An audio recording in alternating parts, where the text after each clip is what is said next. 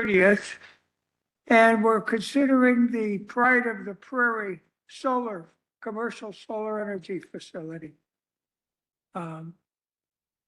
We will be here until 9:30. At 9:30, we're done. That's 4 hours from now. If we have not completed what we do, we'll be back tomorrow from 5:30 until 9:30. Hopefully in 2 days, we can get it completed if we can't get it completed in one. There will be a lot of people speaking tonight. So many so that we're going to ask a special favor. Nobody repeat what somebody's already said. If they've said something that you agree with and you're already in line to speak, just say, I agree with that person and move on. Because we are going to, the last I heard, we had like 87, 89 people signed up to speak already. If I give everybody 3 minutes, that's not enough usually to even state all you want to say. So what we're going to do is we're setting the timer for 4.5 minutes. I will let everybody know when they've reached that time and give them 30 seconds to wind up.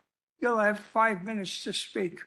I know that doesn't sound like a lot, but when you consider the numbers, it's quite a bit of time. So, one more thing, everybody, please put your cell phones in cell phone mode, turn them off, put them in airplane mode, do whatever to quiet them down. And I'm going to swear everybody in en masse as soon as the meeting has started. So I will ask you at that time to all raise your right hands. Anybody who's speaking to take the oath. Right now, I'm going to ask for a call to order and ask everybody to rise for the Pledge of Allegiance, which I think they're going to put on the screen.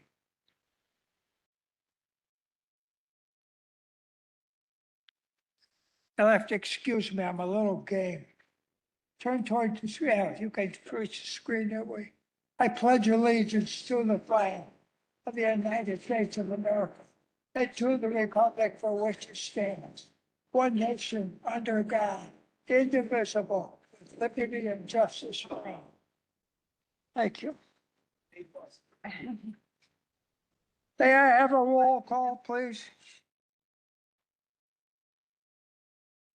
Roll call for March 30th, 2026. Hugh Stippen. Here. John Kiefner. Here.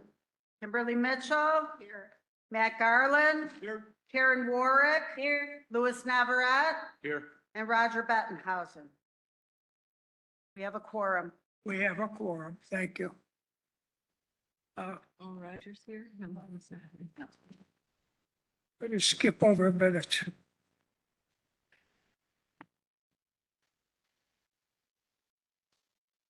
We have our first zoning case tonight.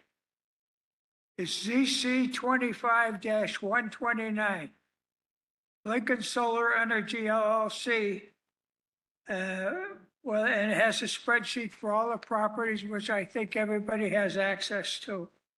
Special use permit for commercial solar energy facility applies to 6,099 acres in Manhattan, Green Garden, and Walton Townships.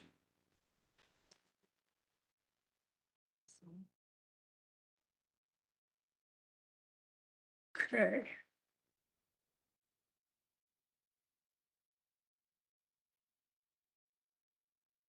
Multiple properties roughly located in the area south of Stunkel Road, west of 104th Avenue, east of South Gauger Road, and north of Wilmington Peatone Road, County Boards Districts 2 and 3. Our presenter tonight is Kelly Krasinski. Would you please start? Yep. All right. Good evening. This is zoning case ZC-25-129, also known as Pride of the Prairie. The project is located within the Manhattan, Green Garden, and Wilton Townships. The applicant is Earthrise Energy, represented by attorney Benjamin Jacoby. The project includes 46 property owners across 96 separate pins. A detailed spreadsheet and property owner map is included in the staff report and submitted as exhibits. The applicant is requesting a special use permit for a commercial solar energy facility. The proposed development includes approximately 6,099 acres and is planned as a 600 megawatt solar facility. As part of this request, the applicant is seeking several variances. These include 96 variances for ground cover plant height, 96 variances for required mowings, and 3 variances for lot frontage from 300 feet to 0 feet. Overall, the applicant is requesting 1 special use permit and 195 variances. This is a slide that shows the aerial view with the project footprint outlined in red. The area displayed includes both parcels that will contain solar panels and parcels that will be used for above ground utilities only. For a more detailed layout that can be found in the staff report. As mentioned previously, the total area for which the applicant is requesting the special use permit for is 6,099 acres. According to the commercial solar energy facilities section, the term subject property and subject parcel refer to all parcels, whether contiguous or non-contiguous, which are identified on the site plan for the use of commercial solar energy facility. The applicant submitted a concept site plan showing the parcels will be connected using medium voltage cables. Therefore, only 1 special use permit is required. Earthrise Energy owns several natural gas peaking plants, also known as peaker plants. These facilities generate electricity during periods of high demand. This project will utilize that existing interconnection to connect to the electrical grid. Staff has added a condition to the special use permit to allow for above ground utilities where necessary for areas such as wetlands and existing underground pipelines. Kind of shown on the aerial view, the area is mainly agricultural farmland, wooded areas, and some residential uses. Here is the zoning map of the property with the special use permit area outlined in red. The entire subject area is zoned A1. The Village of Manhattan and Village of Frankfurt are the municipalities located within 1.5 miles. The municipalities were notified of the zoning case. The developer is also in the process of obtaining a special use permit through the Village of Manhattan, since part of the project is located within the village's jurisdiction. Here is a view of the overall site plan. The subject parcels will be connected using those electrical cables shown in pink on the site plan. Parcels outlined in purple are where the solar panels are proposed, and the parcels outlined in blue are where the overhead utilities will be located. If zoning approval is granted, the developer will be required to obtain all appropriate permits. Federal, state, local, and county codes and ordinances will apply. For a quick overview of the project will include about 17,000 solar panels, each mounted on a tracking system to follow the sun, and none of them will be exceeding 20 feet in height. There will be access roads planned throughout the different parcels, and exact locations can be shown on the site plan. The solar arrays will be secured with a fence that meets National Electric Code standards, and most of the equipment pads, including inverters, will be centrally located within the array fields. Here's more of a zoomed in picture of one of the parcels on the site plan. Commercial solar energy facilities must enter an agricultural impact mitigation agreement, otherwise known as an AIMA, with the Illinois Department of Agriculture. The intent of the AIMA is to preserve agricultural land impacted by the construction of a solar facility and the eventual deconstruction of the solar facility. Kimley Horn performed a glare and glint analysis report, and the report concluded that they are expected to have glare in the area. They also performed a noise report. This report concluded that the predicted noise levels are anticipated to remain below the acceptable noise limits established by the IPCB. Lastly, the applicant has provided the initial site plan traffic route. This is attached to the staff report. There are various access points to the subject properties throughout different road jurisdictions. According to the plan, construction traffic will travel southbound on I-52 to reach the site entrances. So for this slide, the applicant is proposing two types of landscaping treatments. One is a residential buffer, visual buffer, and one is the right-of-way visual buffer. These are intended to screen the solar panels from nearby roadways and residential properties. Shown on the screen is an excerpt of a zoomed-in parcel of the landscaping plan. A comprehensive review will be done during permitting. Here is an example of their residential screening or proposed residential screening. And here are examples of their proposed right-of-way screening. Additionally, the applicant is proposing the use of native pollinator species for ground cover. The seed mixes are shown on the screen. The use of native pollinators is strongly encouraged by the Illinois Department of Natural Resources for solar developments. To allow these pollinator species to establish, the applicant is requesting variances for plant height and mowings. This screen outlines the application's submittal requirements. Items shown in red are the required Illinois siting standards. Items shown in the bold black indicate additional requirements that the county is permitted to include. The applicant has submitted all the required submittals for this case to proceed to public hearing. This case would not be before you tonight if those requirements have not been met. If approved, the solar energy facility must comply with the commercial solar energy facility regulations outlined in the ordinance. Continual maintenance and landscape upkeep shall also be required per code. So here are some photos looking near the intersection of 104th and Drawley Road. Here looking at some photos along 104th Avenue near or just south of West Manhattan Monee Road.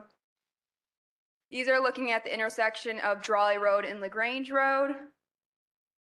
These are looking near West Manhattan Monee Road and Shear Road. These are looking along Schoolhouse Road. These are near Offner Road, just east of Shear Road. These are along 120th Avenue, south of Offner Road.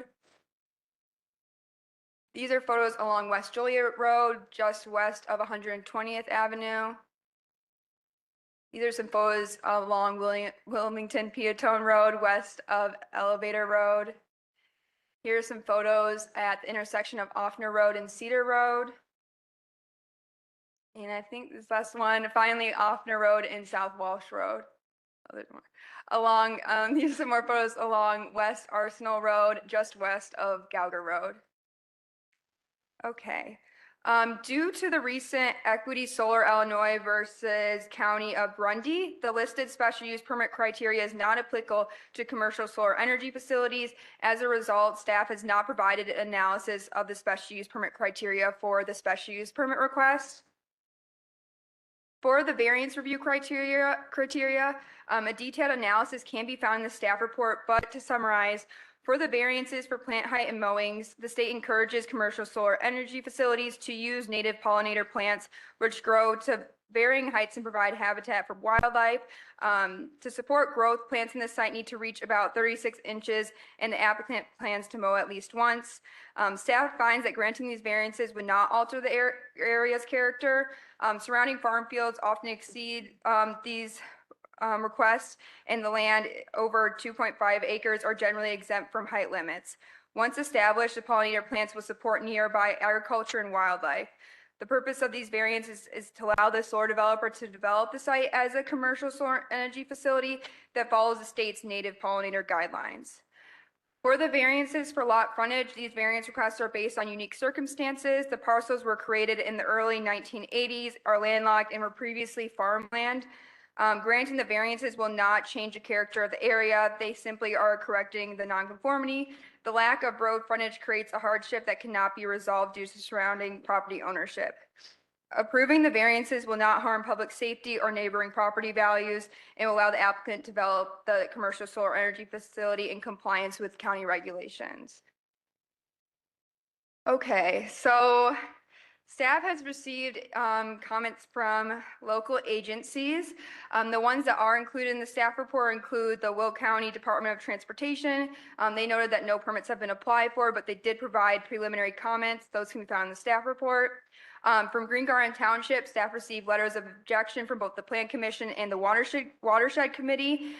In addition, the Green Garden Township Board passed a resolution on March 9th opposing the request. Staff also received a resolution from the Wilton Township Board opposing this special use permit. Staff was also provided with a list of requirements from the fire protection districts for the Earthrise projects.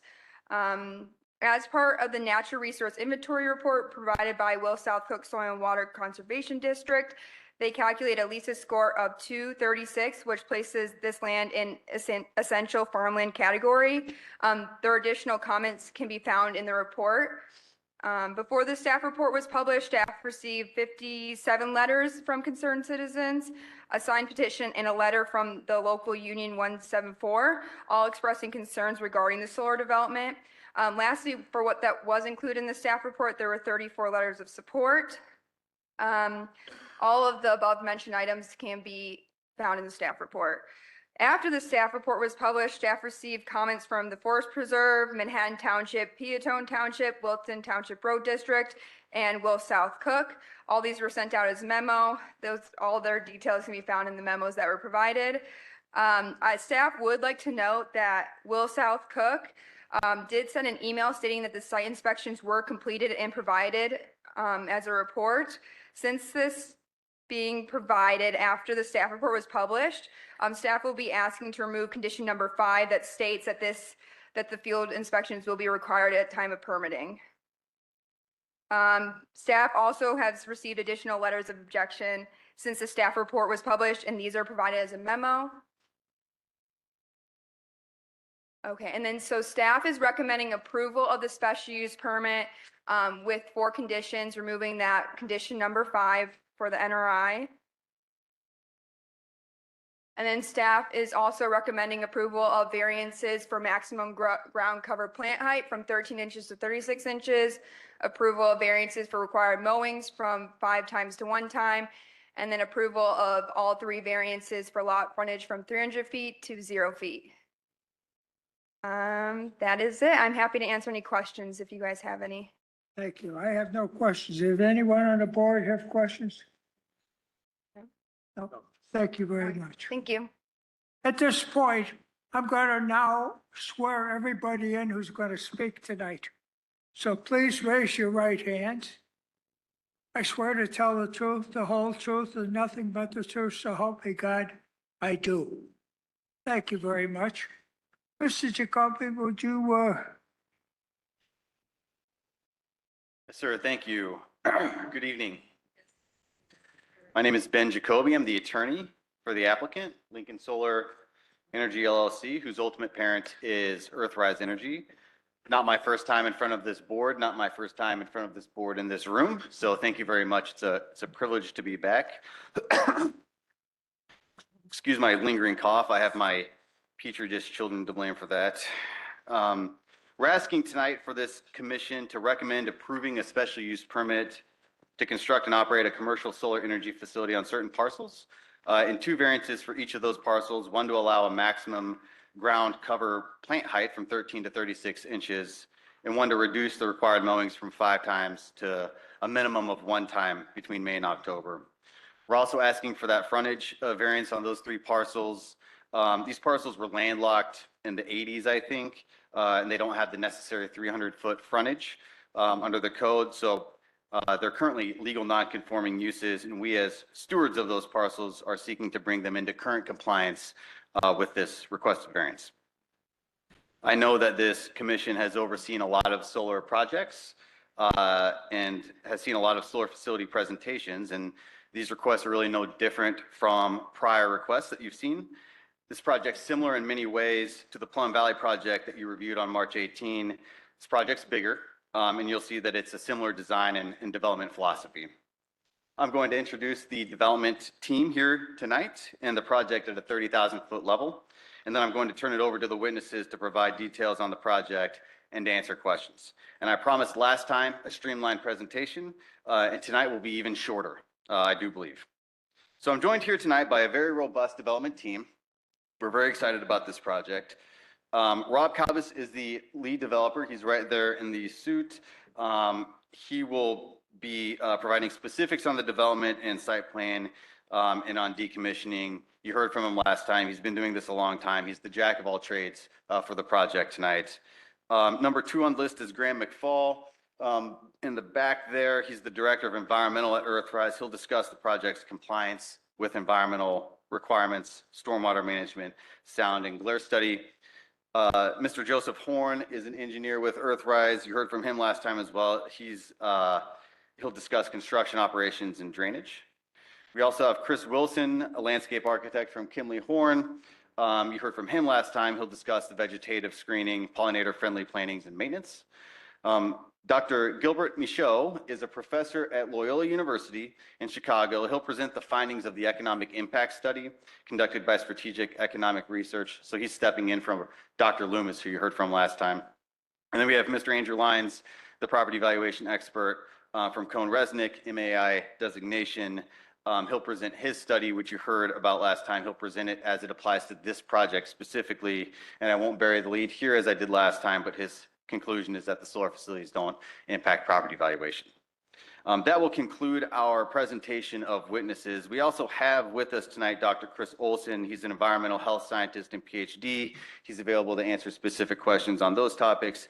And then Ryan Solomon is a professional engineer from Kimley Horn, and he's here for engineering questions and support. As you heard a moment ago, the project's about 600 megawatts, up to 600 megawatts, approximately 6,100 acres.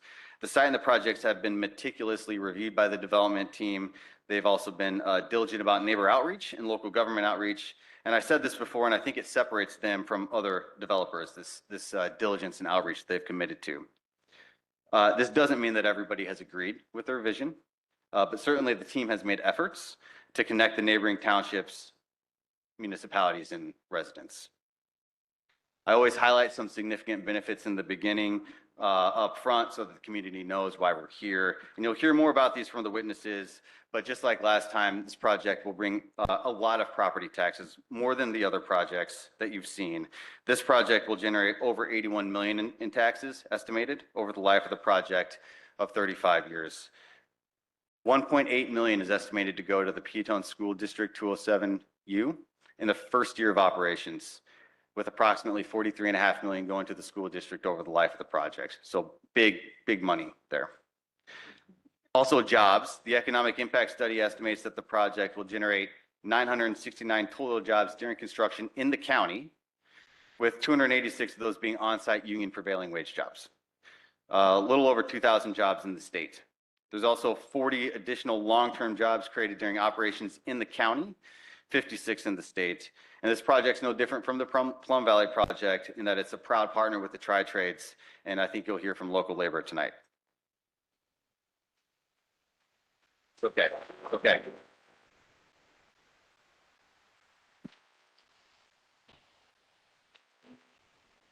All of you who are doing this are wasting your time to speak, because what happens if we don't get any time because everybody's applauding or booing or yelling? You've lost your own time that you could have had. So please keep it down. Listen to what everybody says. You have plenty of chance to respond afterwards. Thank you. We do hope to move through this pretty quick. We've taken great care to comply with the requirements of the county's zoning code, specifically 155-9245. The application has a checklist starting on page 8, as the last one did. I believe it's also in your materials. That checklist shows where exactly we demonstrate compliance with each provision of the solar ordinance, so you can check our homework, and it's intended to be used that way. We also meet all of the LaSalle factors, and we address those in the application as well. And the staff report notes, and you heard from Kelly a moment ago, that under the recent case law, Equity Solar Illinois Grundy versus Grundy County, the LaSalle factors are no longer a relevant consideration, and that is true. But that said, Earthrise has prepared and filed its application before Equity Solar was decided and designed its project to meet those LaSalle factors anyway. So this was not a rushed exercise. The application is very thorough. Staff was meticulous in reviewing it. and reviewed every piece of land that we applied for and required Earthrise to supplement the application in part over several months until they believed it to be complete. And the point I'm trying to make here, as I made last time, is that Pride of the Prairie, this project, this application is trying to honor the county's way of doing business before equity solar. And even though those LaSalle factors don't apply anymore, we believe that we've met them, and we hope after our presentation you'll agree. So that's our roadmap. We, again, sincerely appreciate your time and patience. We'll be as concise as possible. I've said that 3 times now, so I'm holding us to it. We hope to earn your vote tonight. And I'm going to hand things over to Rob, but before I do, I just want to make sure we have a few things in our record. We have our application with its exhibits. We have the PowerPoint presentation that you're seeing tonight, the proof of notices, including newspaper, mailing, and scanned receipts, and then our letters in support. We actually had 42 letters, I think, at the time of tonight submitted to our record. So with that, I'm going to turn it over to Rob. Thank you.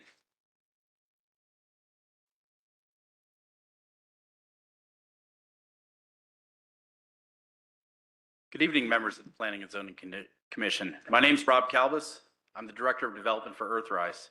Thank you for reviewing our special use permit application for Pride of the Prairie Solar. My goal tonight is to answer the most frequently asked questions about the project. We got acquainted a few weeks ago, so I'm not going to spend a lot of time talking about myself, but to recap, I oversaw the preparation of the application materials you've reviewed. I've been developing renewable energy projects in the Midwest since 2019. And I came into this from the oil and gas business. I'm an all of the above guy when it comes to energy. And that's what brought me to Earthrise. Tonight, I'd like to tell you more about Earthrise's innovative business strategy that involves tapping into existing power infrastructure. As we discussed last time, we own and operate natural gas peaking plants that allow us to accelerate the addition of new capacity to the grid, including our Gibson City project and our projects in development and gearing up for construction downstate. Earthrise is the first of its kind to pursue a strategy of combining conventional energy structure with new renewable power generation. This allows us to put clean energy on the grid faster than our industry peers at a moment when time to market could provide much needed relief to electricity ratepayers. We all know there are new sources of demand coming to the grid, including right here in Joliet. Earthrise's innovative strategy allows us to address that new demand quickly with projects like Pride of the Prairie. Because our interconnection strategy is based on utilizing our peaker plant, the capacity of this facility caps our project size. The Pride of the Prairie Solar Project has been designed to this limit. There will not be a second phase. I want to emphasize this. Earthrise is not going to build another solar project here.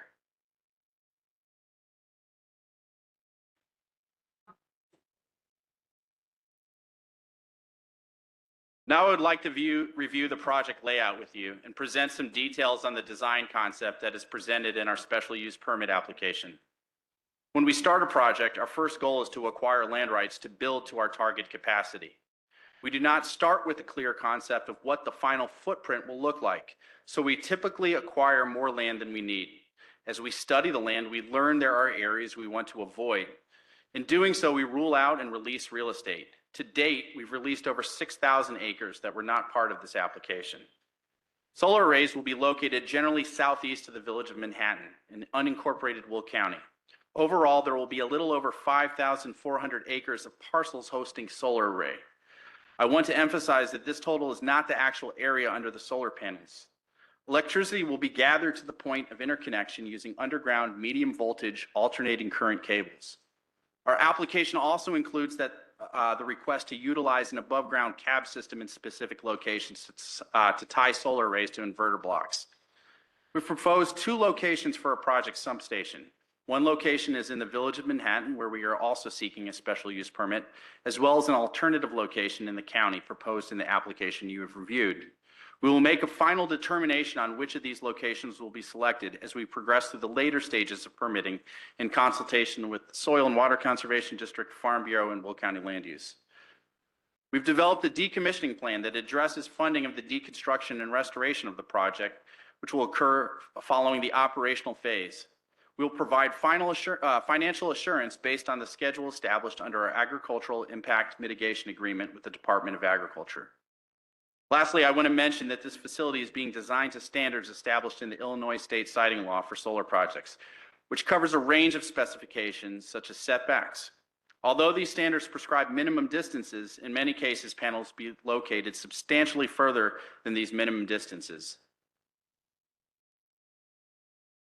In designing the facility, we sought out stakeholder input from day one. We brought members of this community down to visit our Gibson City facility while it was being constructed. We started with outreach to fire protection districts and first responders to coordinate on project design and emergency response planning. We provided updates regularly to the Farm Bureau so that we could understand concerns they're hearing from stakeholders and learn how we can be better stewards of the land. We've been working with a drainage consultant to speak with the farming community about drain tile and begin mapping it so that we can make plans to protect this important infrastructure. We've reached out to local road use authorities and presented our best practices for caring for local roads and bridges, including compensating for impacts. One example of our collaboration with road use authorities occurred in Green Garden Township. We learned how trimming our footprint could facilitate a road project, so we modified our design, dropping land that could have been used for panels to accommodate widening of a road. And our outreach doesn't stop there. We wanted to get our project in front of as many folks as possible before we even filed an application, so we got the word out by sending our project team into the community. We identified neighboring households and we knocked every door. If no one was home, we left behind contact information, which included our project website. We invited participating and neighboring landowners to an open house that was convened at the Hanson Community Center on the evening of October 8th last year. We showed up at beloved community events like the Will County Fair, Irish Fest, Party in the Park, and Men Who Cook, and we had a lot of fun doing it. I'm proud to stand before you this evening to discuss the benefits this project brings to Will County. It's quite appropriate for the community to ask what's in it for them, and we'd like to answer. I think it's helpful to frame these benefits under several categories that you see bulleted. First and foremost, our guiding vision for our projects in Will County has been to develop, construct, and ultimately own and operate substantial new clean power generation resources that can be used to offset rising regional demand. Getting relief to ratepayers remains an ongoing priority in the state of Illinois, particularly in Will County. So when a project that produces the equivalent energy to what 120,000 average Illinois households consume in a year comes to the fore, policymakers should take note, because this is the kind of project that can put a serious dent in all that new demand coming to the grid. Pride of the Prairie will yield approximately $3.5 million for taxing bodies across the project area, and that's just in the first year of operations alone. Close to $2 million of that new year one revenue is slated for Piatone School District. We will cover our economic analysis included with the application materials in greater detail later in the presentation. In addition to that tax analysis, this project will provide considerable stimulus to the local economy. Dr. Michaud will cover that increased economic activity in greater detail, but I want to note that the multiplier effect of a project like this will have downstream effects that will ripple through the economy, from suppliers to the project to waitstaff at local restaurants. When you have a project that will put over 600 construction personnel to work, it also opens the doors to folks looking to start their career in the trades. And that means apprenticeship opportunities for around 100 people to get their start as an electrician, an equipment operator, as a laborer. We're proud to call the Tri-Trades our business partners for this project. Additionally, we just launched a drone training workforce program for low-income communities in Will County in partnership with GovState. This project is fully funded by Earthrise Energy. We are investing in new first responder capabilities like the grants for safety equipment we provided to Manhattan Fire Protection District. Finally, we're making funding available to Underwrite Public Works, expanding on support we've already provided for important community projects, such as a dog park in the village of Manhattan. I would like to conclude by emphasizing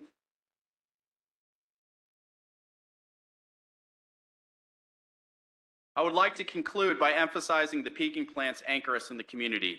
Our team members already live and work here. We're your neighbors. Thank you for your time and consideration. With that, I would like to turn the presentation over to our Director of Environmental Services, Graham McFall, who will review the site investigations that we performed to study conditions across the project area. Are you prepared to take questions yourself? Yes, sir. Okay. Start. Completely confused here. I tried to write it down. Earthrise is not going to build another solar farm here.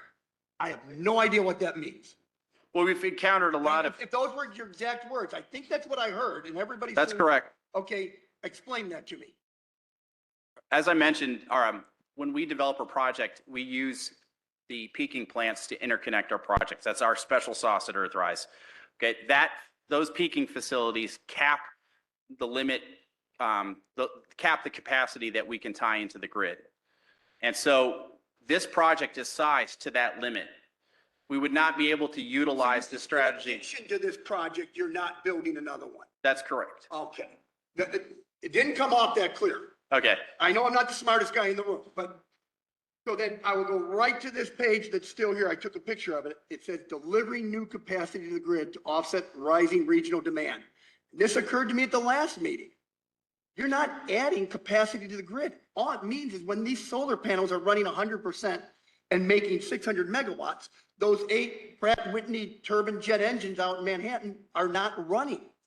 And if it's a cloudy day, you might get the call to fire up 2, 4, 6, or 8 of them. Am I mistaken here? So those engines are capped in terms of the number of hours that they can operate a year. The solar is generating power when those engines are not running. So it is, in effect, adding capacity to the grid. That capacity is, Yeah, it's kind of an either or, but I believe when that project went in, it was limited to a number of days. Have they ever added to that? Do you know the exact capacity? can you repeat the question, sir? When that plant went in, it was an Enron plant, middle 90s, late 90s. I was at some of the hearings. They were capped at the number of days, number of hours that they could run. Yes. Do you know what that limit is for that peaker? So the new limit is based on the CEJA, the Climate Equity Jobs Act that was passed, I think, at the end of 22, if I'm not mistaken. They have put new limits on the peaker. I don't have a number for you, but I think it's less than 5% of the hours of a year. It runs very little. Yes, that's And correct. what you're saying then is with the solar, those wires leaving that peaker plant will carry electricity all the time and rarely from the peaker plant. Well, they're not all the time. When the sun is shining, when the sun is shining and they're generating electricity. Please, please. Of course. I've got a lot of questions I want to ask them, and you'll get your turn. And I do have people up here that want me to just be quiet because I find out most people in the room enjoy it when I'm just quiet. But I want to ask these questions because I have read and made notes on about 50 objection letters here. And I've got a 648 names on this petition, which I tried to read every name, the ones that were legible. And I know a lot of those people, and I live in Manhattan, so I'm going to try to get these questions asked. And But, as we said before, every time you make noise and don't listen to what's being said, and don't let other people hear what's being said.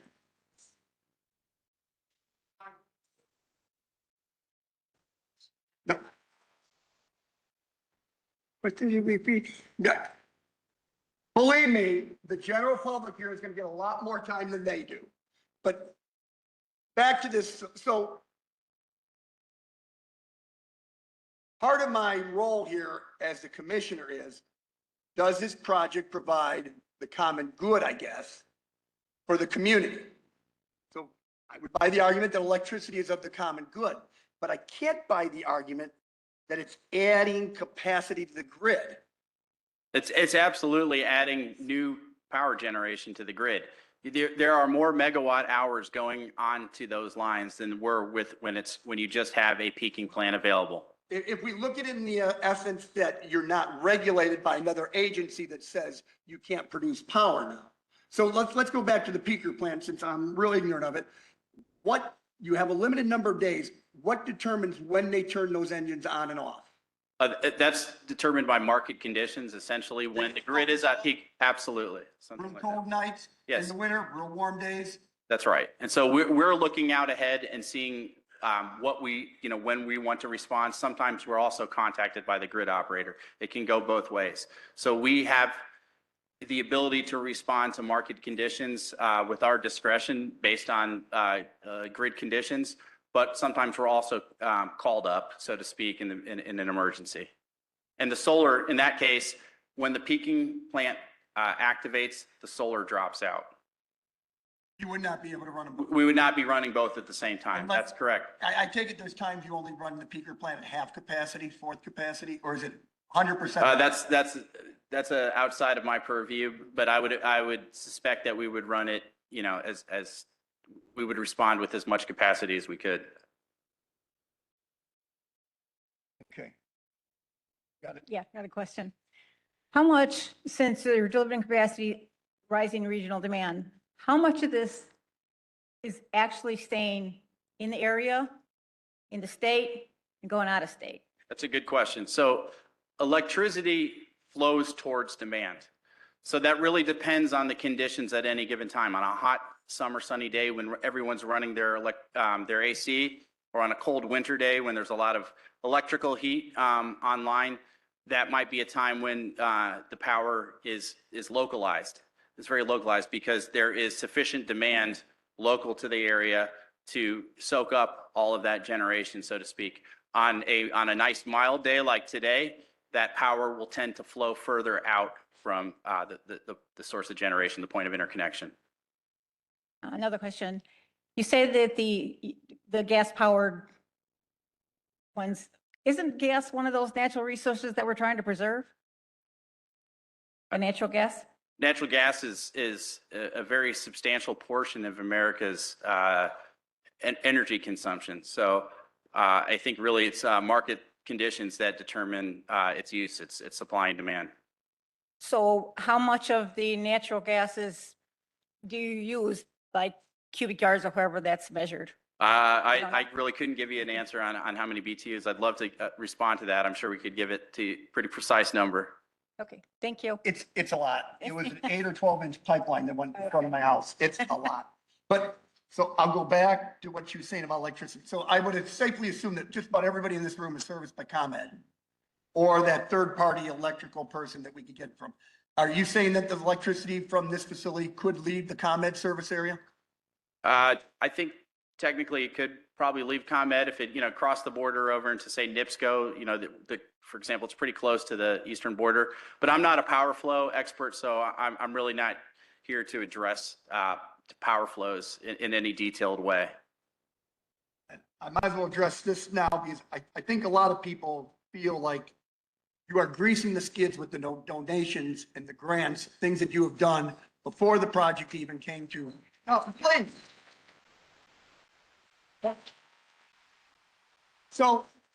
So one of the things I was considering, and this might be why anybody that was here last time, I looked like a deer in the headlights and got really stupid at the end of last meeting.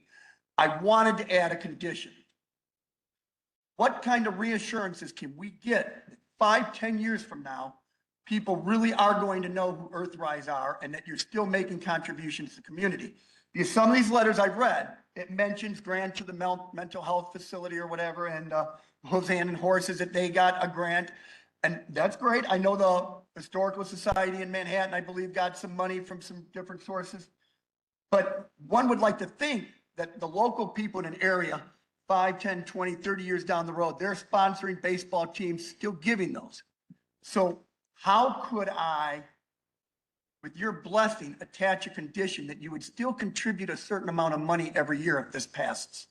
Well, I'll tell you that Earthrise is formed as a public benefit limited liability company. So that's part of who we are, to give back. And we give back based on our ability to generate a return. And so we start out by going into communities and investing to show people that we value the same things that they value, those important organizations. If we didn't, people would say they don't do anything for this community. So it's a way of putting our money where our mouth is from the start and saying that we do give back. Now, I fully anticipate that as Earthrise owns and operates these facilities, that they will continue to give back in line with that public benefit LLC structure that we have. So it's your contention that the generosity would continue if this facility was built? We would remain generous. We will continue to give back. And then I guess I should come up with what we talked about last time with the taxes. Just too many papers. 1.2. So 1.8 million in the first year to the Peatone School District. Is Correct. Peatone School District pretty much 100% of the area of of the tract? No, that's not correct. No, there are other school districts in the area. So that was just an example that we provided. Yes, that's right. It is the biggest, okay. So there could be some Lincoln Way, Frankfurt, and maybe You could- even Manhattan? It's covered in detail in our report. I'm happy to find the reference, but those are covered in detail later in the narrative section of our application. So to go over it again, then, what the people want to know is what benefit this does to them. Well, I think clearly the tax benefit, that's a very obvious benefit I can point to. And what I tried to hammer down on last time, didn't get the answer I was wanting, was what would the taxes be per acre? I'm trying to figure. That, I can't answer that question. I have some Okay. experts here that I think could answer that in much more detail. But, generally speaking, I would say that based on the prescribed formula, that the taxes will probably be about 10 to 15 times what they are currently today. And then I do have a bunch of rebuttal letters here, Green Garden, not Green Garden, Peatone, Wilton Township. They're saying that they have not had good relations about the construction traffic. Are those being dealt with? Are those? We reached out to Wilton Township in December. They sent us a letter saying that they do not want to engage in road use discussions until we've secured a special use permit. Now, we've had other demands from them about project materials, but in general, they told us that, and we can provide an email to support this, that until a special use permit was awarded, that it would be premature to discuss road use. And a lot of people are worried that Earthrise going to bankruptcy, be sold off. I mean, it's no surprise to most people that companies have subsidiaries with different names. I can't even keep it straight. Pride of the Prairie, Plum Valley, some of that. Who owns Earthrise? Is Earthrise a I know I could have looked this up, but I want to hear it from you. Who owns Earthrise? Is it a publicly traded company? Earthrise is not a publicly traded, it's privately owned. It's privately owned. That's correct. So none of us could buy stock in Earthrise. No, no one can buy stock in Earthrise. So is Earthrise the parent company? Are they the top dog? Or are they like Kraft Foods where they have 400 brand companies underneath them? We're owned by our investors in the company. So this is the main company, Earthrise. That's correct. It's not a shell company. I mean, I don't know. No, we're not a shell company. But this is a concern among a lot of people. Understood. And obviously, we just talked about the peaker plant that was built by Enron. And they sure had an issue. But is Earthrise the company that took it over from Enron, or was there somebody in between? I'm not sure I think there was a couple intermediaries, owners between Enron and Earthrise. We acquired it 3 or 4 years ago. And so, yeah. And how many other facilities do you have? We have 4 other peaking plants. So we have a facility in Crete, which you're familiar with after our last presentation. We have a facility in Shelby County where we're just beginning to construct a solar project.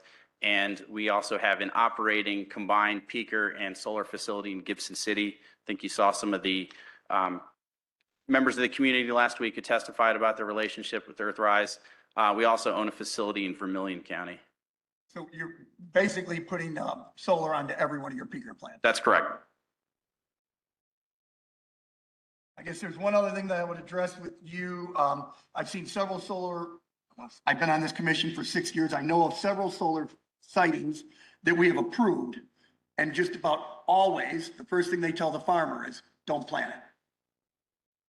And so I know just about everyone around Manhattan Township that I go by, sat 1 year, sat 2 years, and it becomes all weeds.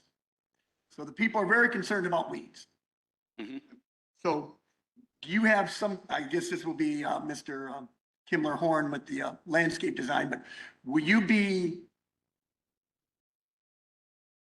having some kind of plan to keep these farms, that if this gets approved, from just being vacant, with no care whatsoever in the interim? Absolutely. I think that's something that we do well. I'd like to bring Graham McFall up here. I think he can tell you in detail how we approach cover crops and making sure that there's something covering the ground and protecting it from establishment of noxious weeds. So, Graham, you want to come in and add to that? We have somebody worried about what pacemakers are. addresses about tiling. A lot of people saying that solar is failing, toxic chemical, but I guess we'll get to all that later. Yeah, we can, I think a lot of that's going to be covered in the environmental section. I think, Graham would be best suited to answer some of those questions. Okay, thank you. Thank you. I want to make a comment, just, if everyone listened here, they got a great exchange of information from a member who votes. So I want you all to understand, when your people come up and speak, we're listening to you because we know that you've got something cogent to say about this subject. And we want you to listen to the other people so you can learn their side too. Thank you. Go ahead, sir. I'm sorry. Thank you, Rob. No, it's all good. And good evening, and thank you all for your time. My name is Graham McFall. I'm the environmental director here at Earthrise. I know I briefly spoke a couple weeks ago, but didn't get a chance to formally introduce myself, so I'll take a quick opportunity to do that. I hold a degree in agronomy and plant genetics and a minor in sustainability from the University of Minnesota. Prior to joining Earthrise, I oversaw environmental permitting, construction compliance, and post-construction environmental monitoring for various renewable and commercial projects across 36 different states. And when Earthrise approached me about this role, they offered a vision which every environmental professional wants and yearns, is to build a program that puts environmental stewardship at the forefront. It was an opportunity I had to take, and that was 3 years ago, and on day one, we went to work. We immediately brought in one of the best, if not the best in class and most reputable environmental consultants in the US, Kimley Horn, who's here with us this evening. We began sending out wetland professionals, surveyors, biologists, archaeologists out to every corner of this project to assess what natural resources and environmental constraints are present so that we could prioritize avoidance ahead of environment and prior to engineering commencing. When it comes to protecting natural resources, Earthrise is committed to being a good steward of the land. When other developers identify natural resources, there are federal, state, and county avenues to remove those features prior to construction. However, our projects are designed to avoid all natural resources, including all 99 wetlands that we identified during our land surveys. Here are some examples of the surveys that we completed. Over the last 24 months, we've sent several crews to identify jurisdictional wetland and water features, suitable habitat for federal and state listed species, archaeological and architectural resources. Earthrise will continue to design around all of these features and constraints and natural resources as engineering progresses. I want to emphasize that we will continue to coordinate with Land Use and Soil and Water Conservation District as designs change and engineering progresses. We will also optimize our erosion and sediment control plan as part of our stormwater permit with Illinois Environmental Protection Agency and establish vegetation prior to construction, which is another best practice that sets us apart from our peers. Lastly, we completed a glare and sound studies, which concluded that the project will comply with all Illinois Pollution Control Board regulations for sound, and that the glare will not negatively impact the surrounding area. Not listed on this slide, but in the spirit of land stewardship efforts, I'd like to also point towards our use of agrivoltaics and dual use on our other projects and what we aim to do here as well. As an example, on our Ford and McLean County projects, a little bit further south, we partnered with Pheasants Forever and Fish and Wildlife and restored 700 acres of prairie outside of the fence. At the time, it was the largest private land prairie restoration project in the state of Illinois. We also look to collaborate with local veterans to join our beekeeping initiatives at the project, and other ideas are always welcomed. And I look forward to answering any questions. Questions? Maybe if I can preemptively answer the one you had asked before about outside the fence areas that aren't going to be in the PV area. That's where we're doing the prairie restoration projects. Of course, when we're working with landowners, they have the right of first refusal to bring it back into agricultural use, but that's their decision. If they decide not to, then we will absolutely not leave the ground fallow, and we will do a prairie restoration project. We will partner up with Turkey Federation, Pheasants Forever, Fish and Wildlife. There's a lot of neat programs out there to to increase soil health and to keep the erosion, the storm and wind erosion from occurring with fallow ground. So we will absolutely not leave anything bare, and we will have weed control plans, management plan as part of this project as well. That spans the life of the project. Having been in the business as long as you have, you understand that when you drive by and see a solar farm that's got weeds falling all over the place, that nobody's happy, especially not a farmer living near there Yep. who knows these weeds are germinating the seeds that are going to get in their farms. Yep. Yep, I absolutely know that and appreciate that concern because I've seen it as well.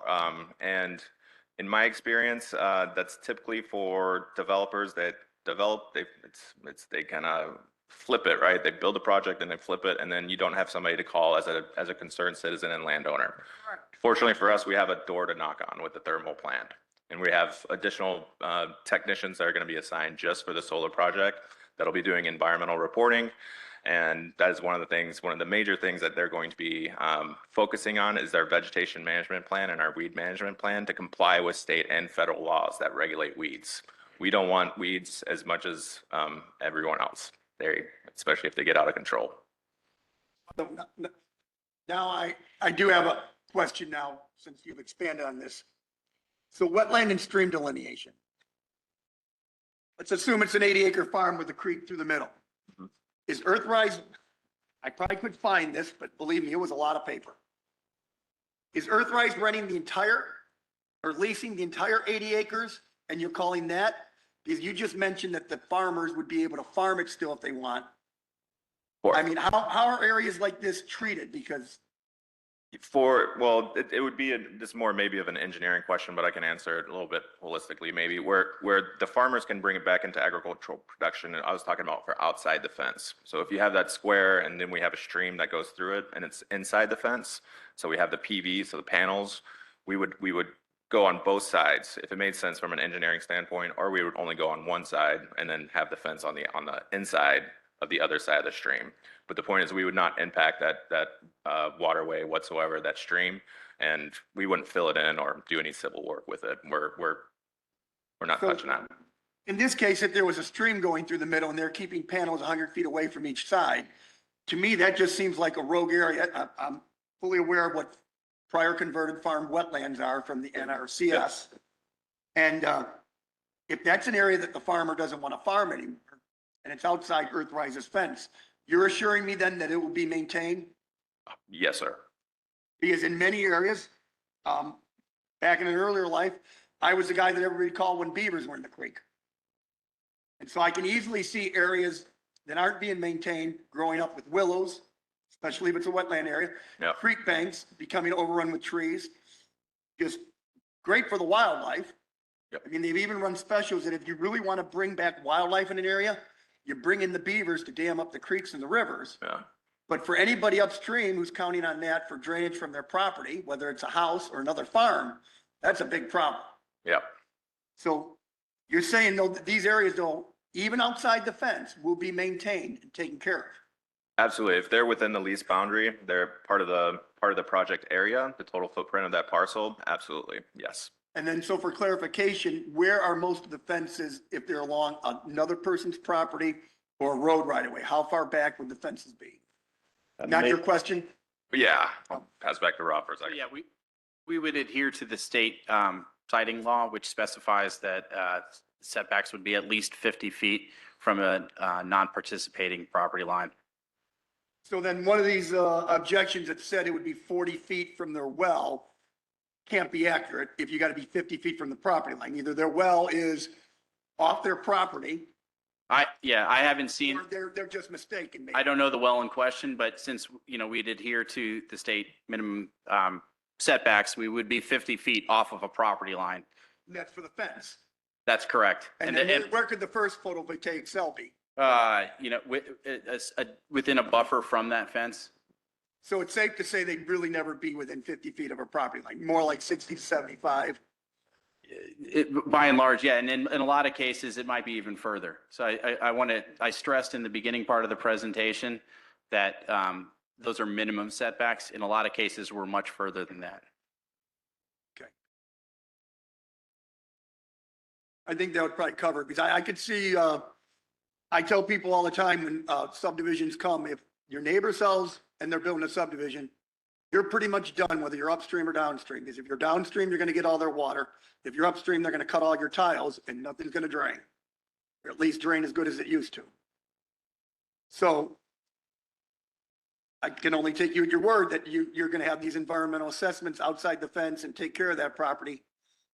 Yeah, absolutely. And on the topic of drainage, I think it's important to understand that it's in our best interest that the site drains the same way that it did before we went in there. So we do a pre-construction hydrological survey and then a post-construction hydrological survey. And what we don't want to do is add more water downstream from us or take any water back downstream. So we're going to have a extensive, it's called an erosion sediment control plan that comes after our civil plan that really shows the whole topography of how that project, how that water is going to flow post-construction. And it's going to look very, very similar, if not identical.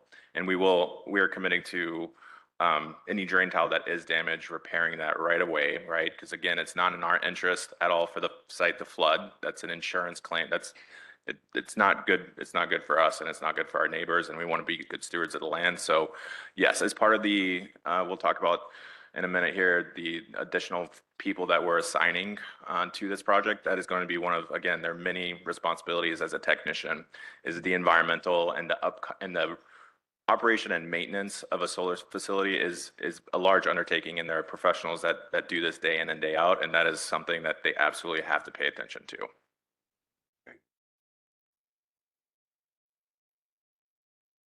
Okay. Hey, I just want to jump in here and say, I misspoke.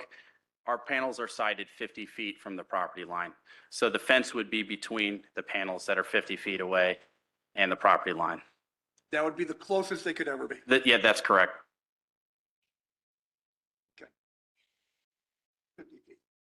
You know, members of the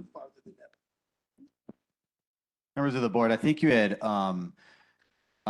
introduced the topic of EMF and health concerns. We have an expert here that can speak directly to that point. I'd like to introduce him to answer those questions. He wasn't scheduled to present, but I think, you know, I saw the question. I wanted to make sure it gets answered. If that's okay with you? Yep. Okay, Yep. Dr. Olson. There's a there you are. 90% chance I'm gonna forget it later. Yep.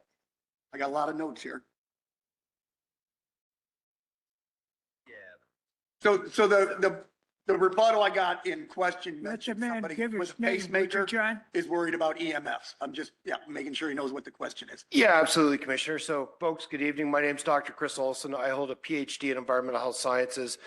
I'm a consultant as well as a professor at the University of Toronto in the School of Public Health. I've been doing this job for give or take 25 to 30 years, somewhere in there. I've kind of lost track now. The role that I play, so I worked on everything from oil and gas projects to refineries, public municipal waste incinerators. And about 15 years ago, when we started getting into the different sorts of energy markets and energy projects, the wind turbines, the solar projects, battery storage, and that, my role is looking at the proper siting to ensure public health, safety, and welfare of the local residents. To the question of pacemakers, so just to level set everybody. So EMF, what is EMF? It's the electromagnetic fields. Everything we plug in has an emission of electric and magnetic fields. So the wires here in the room, the speakers, your microphones in front of you, the computers, your cell phone, everything that we're carrying around has EMF emitted from it. The way we measure EMF, it's really the magnetic fields that we're concerned about, and we measure what's called milligauss. And it's kind of like for some of you who are as older than I am, the old Star Trek, where they carry around the camcorder, the little recorder thing, and the doctor walk around. It kind of looks like that.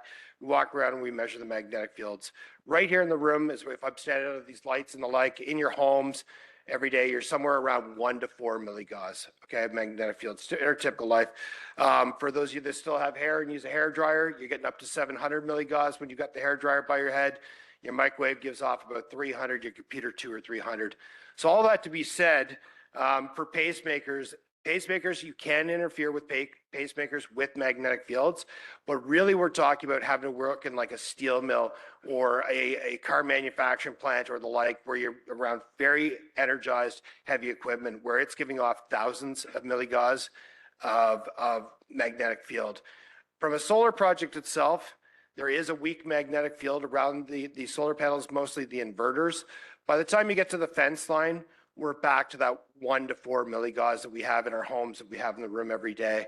The other source of EMF would be the substation. Certainly, like any other substation in the county, you've got dozens of substations in the county. You will have a little bit of EMF right as you're at the fence line, kind of in the 20, 30 range, far below the thousands that it would take to interfere with the pacemaker. About 1% of Americans, 25%, give or take, of Americans over the age of 75 either have a pacemaker or know somebody with a pacemaker, over 3 million Americans. So certainly it's a concern that we hear. So hopefully that helps to address that. It won't interfere. It'll be within background. Commissioner, I think you had a couple other questions that I might be able to help you with. I think you were talking about some of the toxicity. There's some issues around the soil. If you wanted to, was there some things around that you wanted to discuss as well? I think I heard. Well, one of the common complaints that just about every solar siting that we have is toxicity of whatever's in the solar panels. If they break, if they catch fire. I believe at the last meeting I asked what exactly in a solar panel will burn. If we're told they're made out of glass, sand, and aluminum, what actually does burn? Because when the tornado hit Kankakee County a month or so ago, the next day they had a electrical fire or some sort of fire at a solar facility that was damaged, and it made the news. So, you know, that's obviously a concern, especially for people that have private wells.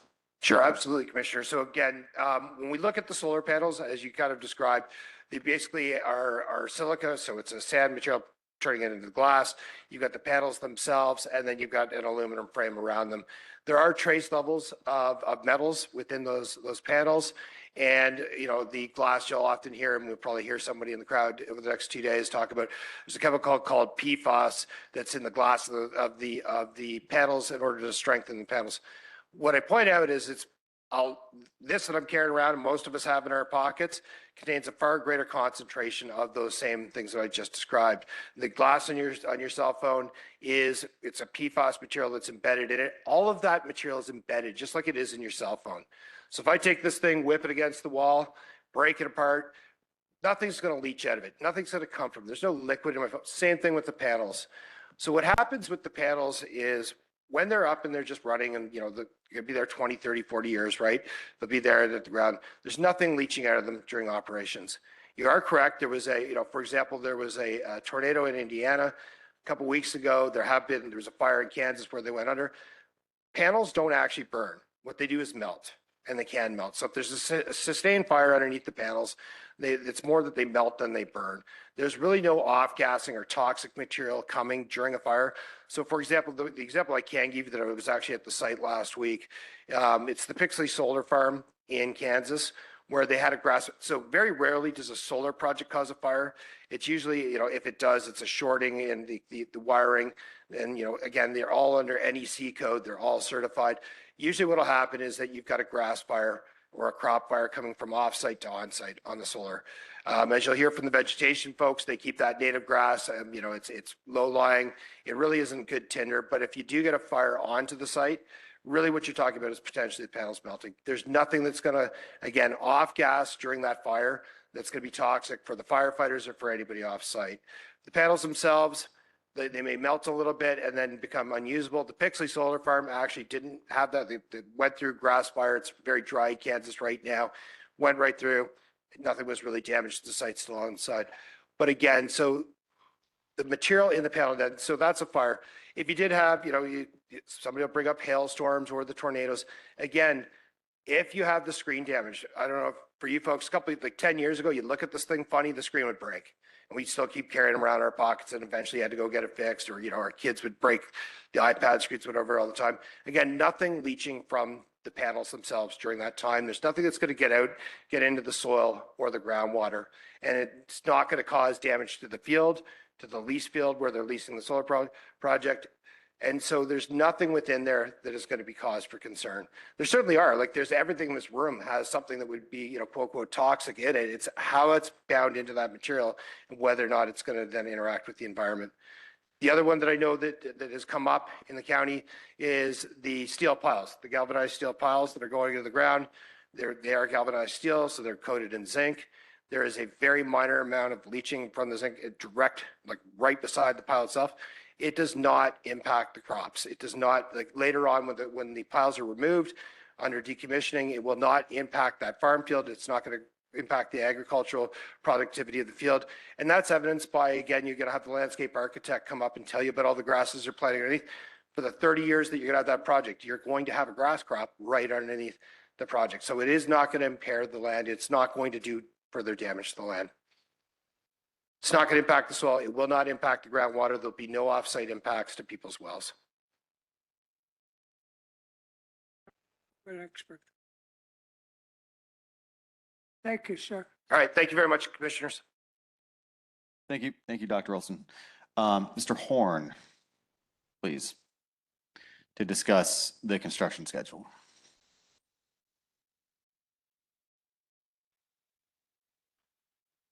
Hi, my name is Joseph Horn. I'm an engineering manager with Earthrise. Thanks again for taking the time to hear our presentation. Similar to 2 weeks ago, I'm going to go over a few of the main components that make up this project and then go over the timeline and sequencing of the construction. So as we just covered, first off, this project will utilize crystalline silicon bifacial panels. What the bifacial means here is that these panels absorb sunlight both directly from the front, but also light that reflects off the ground from behind, which greatly increases their efficiency.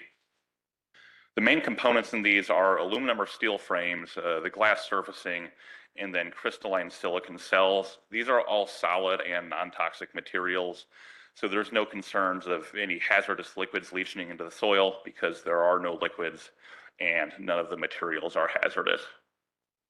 Next up, we have the cabling that connects the solar panels eventually back to the project substation. First up, we have the DC cabling. So this is the cabling that runs above ground from the solar panels to the site inverters. This is carried in something called a cab system. This basically is tension steel wire strung from solar row to solar row that has hangers on it. These hangers then have cutouts or slots for the DC cable and control cable, suspending it above ground. There's two main benefits for this. One is, given that this is all inside the array and the fence perimeter, ease of access for maintenance and inspections during operations.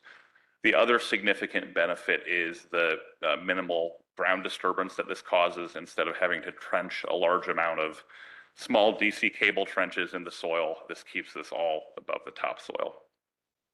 Then we have the medium voltage alternating current cable. This is what runs from the inverters back through our right-of-ways and leases to the project substation. This is larger cable that is buried below ground per the AMA. It is generally trenched or plowed into the soil. However, in areas where we're crossing pre-existing obstacles like utilities, roads, or wetlands, this is bored to a greater depth to avoid those. Then finally, we have the perimeter fencing. This site will utilize Illinois Department of Natural Resource recommended game fence. This basically is a rectangular mesh steel fence that has a larger vertical gap at the bottom to allow small animals to enter and exit the site perimeter. And it will use wooden instead of steel posts in the ground. Now we'll go over the sequencing of the construction. This is anticipated to start in Q1 of next year and last 18 to 24 months. This will start with the site civil works. So this is the construction of gravel access roads within the array areas, the installation of the perimeter fence, and the grading of any uneven terrain. It also will be when we install some temporary features, so laydown yards for material storage and organization, and then sediment basins and silt fence per state stormwater standards to manage runoff from rain during construction. After the roads are in, then the pile installation begins. The piles are basically vertical I-beams driven directly into the soil that serve as the foundations for the solar rows and the inverters and cab system. Once those piles are in, then the electrical installation begins. So the inverters are set on those piles and the cab system is strung. And then the trackers and panels are installed. So the panels are mounted on single axis rows that follow the sun. Once that's complete, then the site is commissioned. This is the initial startup and testing of the project to ensure that it's functioning properly and tied in with the grid. This is also when we remove those temporary sediment basins and lay down yards and reestablish grass on any areas that are bare at the end of construction. Thank you all for your time. Happy to take questions from the board here. Questions? Any questions on the board? No. Thank you, sir.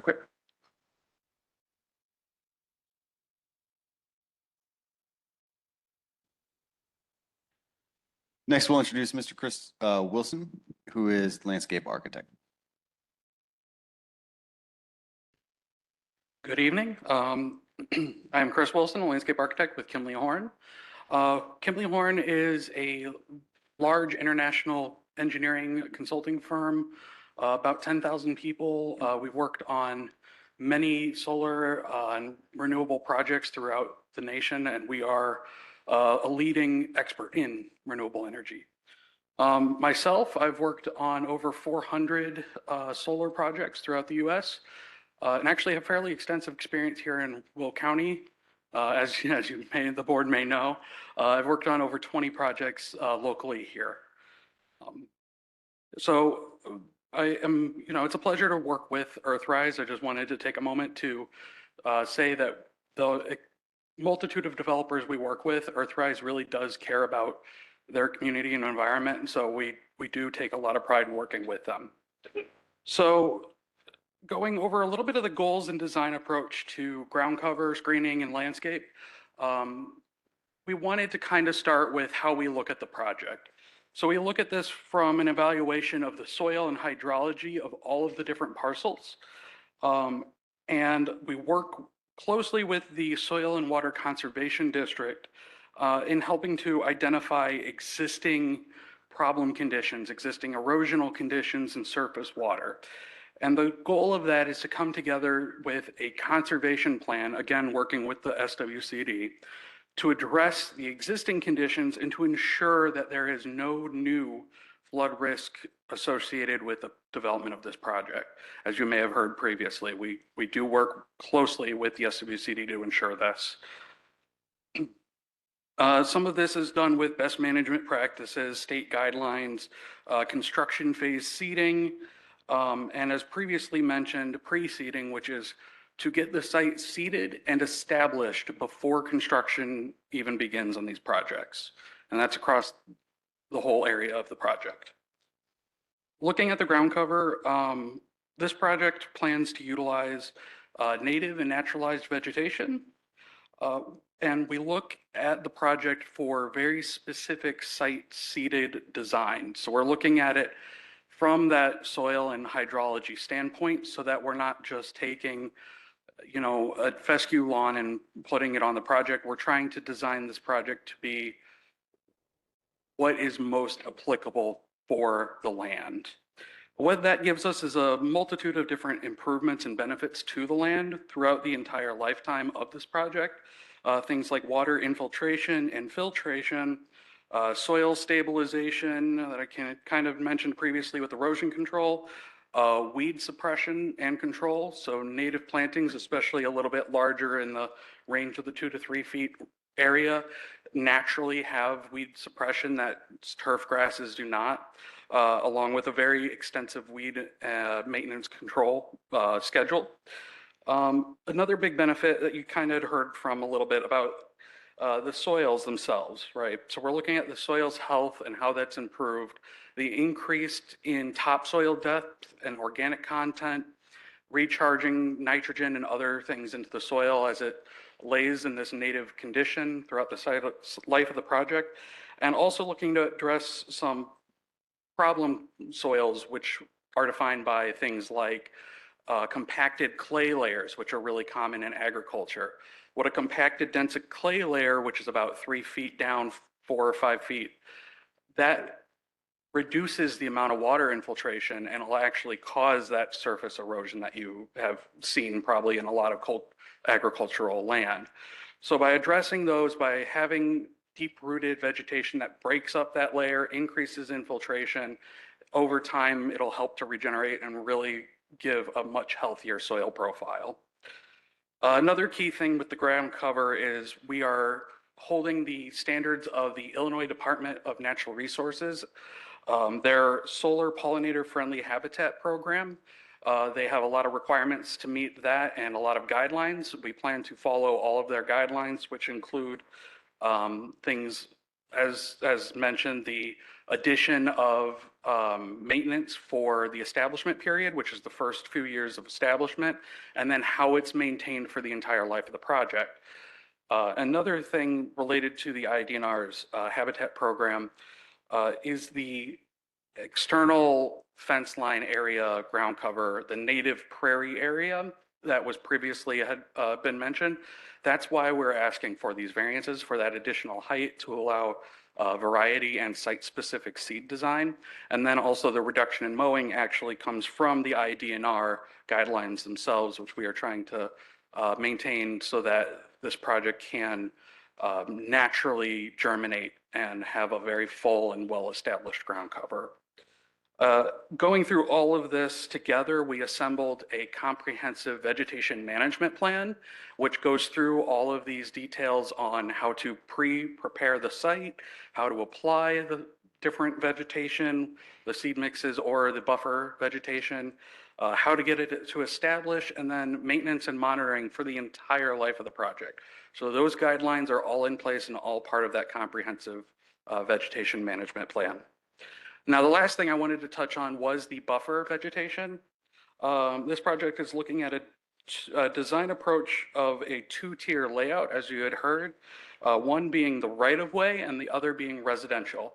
So the right-of-way vegetation is using more traditional evergreen to break up those views as, you know, people are driving through these right-of-way corridors, whereas the residential buffers, we're actually looking at things that are more robust and including not only those evergreens, but deciduous shrubs and ornamentals, which will give a bit more seasonal interest, soften the views.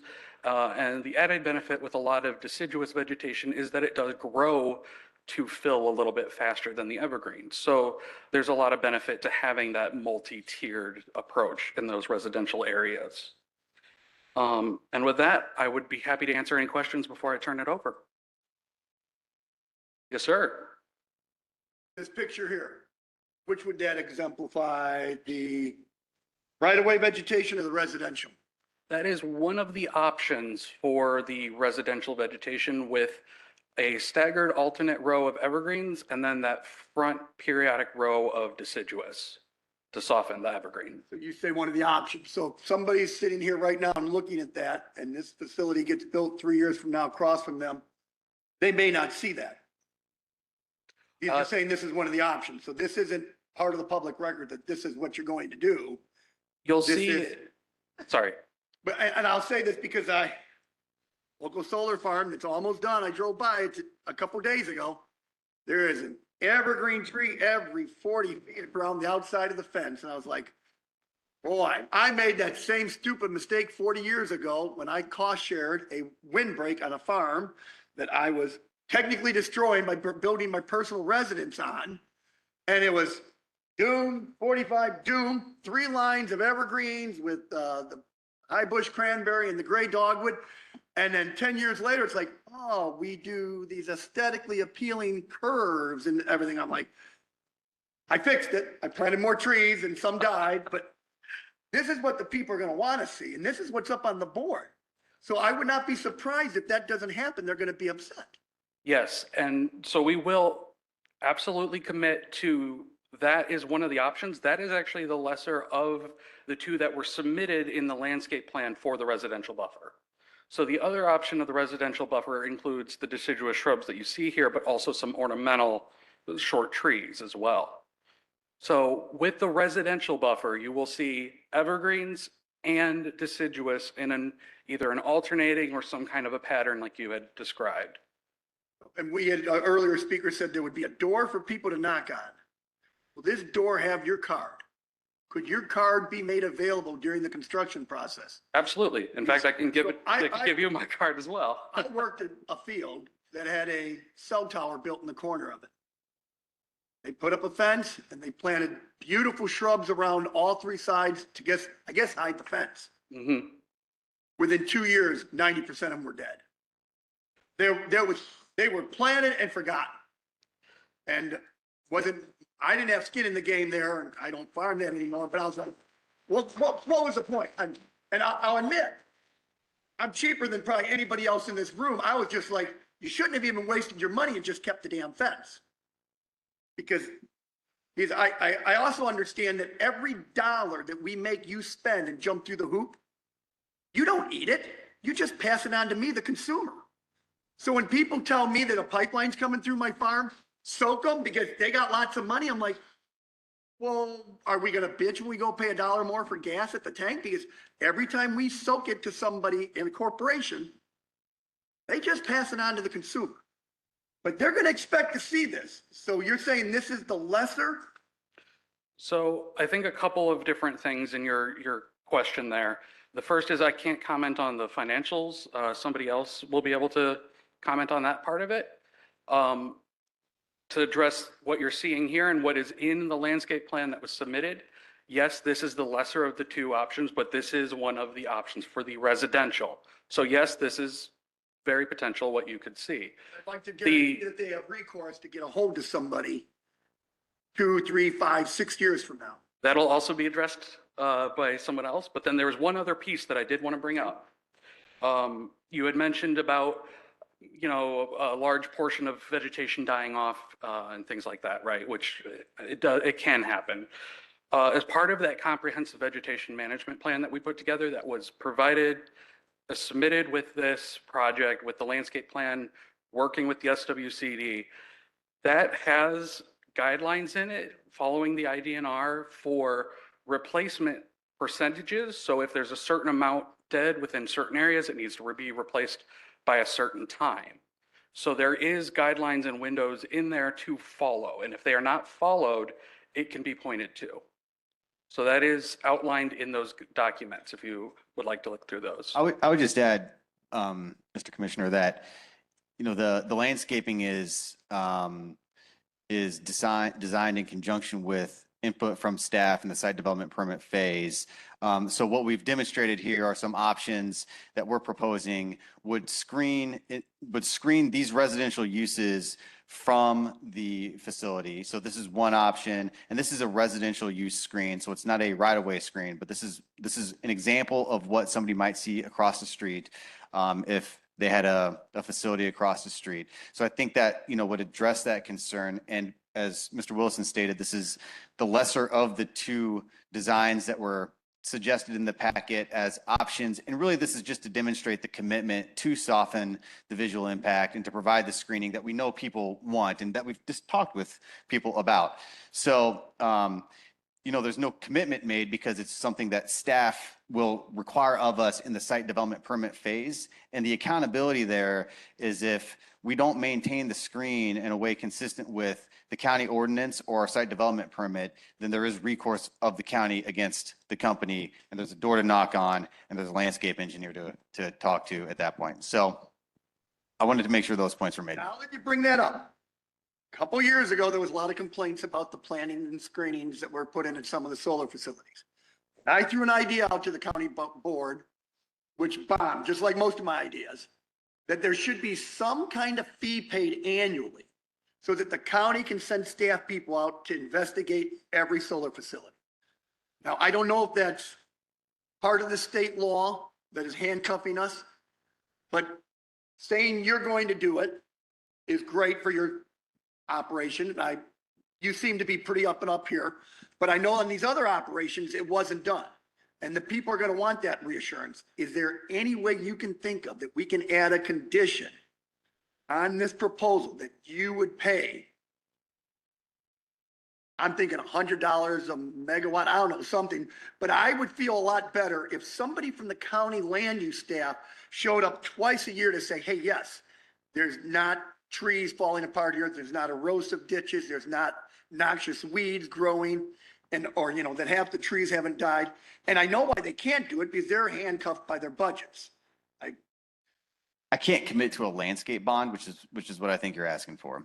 Well, there needs to be an annual inspection fee, I think. Chicago But staff yeah, and application. Rob can address this, but there's the number of staff that we have on site. Part of their function is to circle the property and make sure that we are compliant with the code, because the risk to the project is that if we fall out of compliance with the permit and the enforcement of staff is either daily fines or, in the worst case scenario, a suspension or revocation of the special use permit, that's a big deal for a project like this. And so, so part of our staff's role is to make sure that we don't fall out of compliance. And this is one of those things that they'll be looking at, along with a lot of other stuff, including landscaping. The projects you describe, I don't have knowledge on. I don't know who they are. I don't know what their enforcements were. I don't know what their special use permits were. But what I can tell you is if they've deviated from the requirements of their special use permit, if they've deviated from the requirements of your county code, and if they've deviated from the requirements of the site development permit, then they could be in trouble. We don't want to be those people. And that's why, these options are being presented. So all the residents do have a recourse. They could call the county and file a complaint. If they I think- believe that would be true. If yeah. things that were stated here, they see 3, 6, 8, 10 years down the road aren't being followed through, something slipped through the cracks. Not going to say anything's intentional. Yeah, Okay. I believe that to be true. Yes. Okay. And I'll just add that, we've talked about having a door to knock on.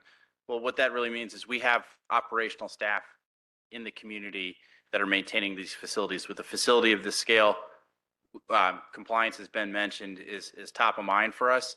And to maintain compliance, we do employ full-time employees, which I think is a lot different than a lot of the solar projects that you've reviewed. That makes me wonder. I drive by the Peaker plant all the time.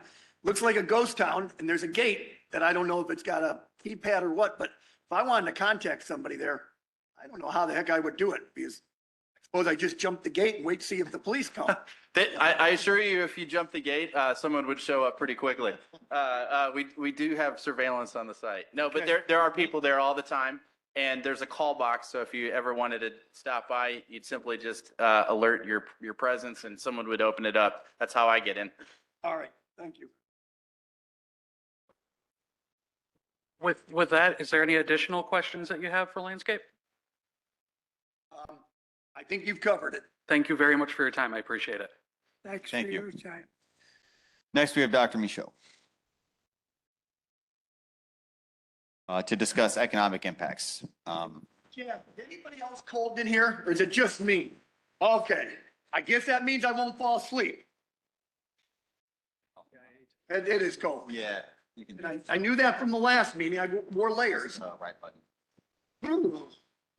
I just get cold thinking about it.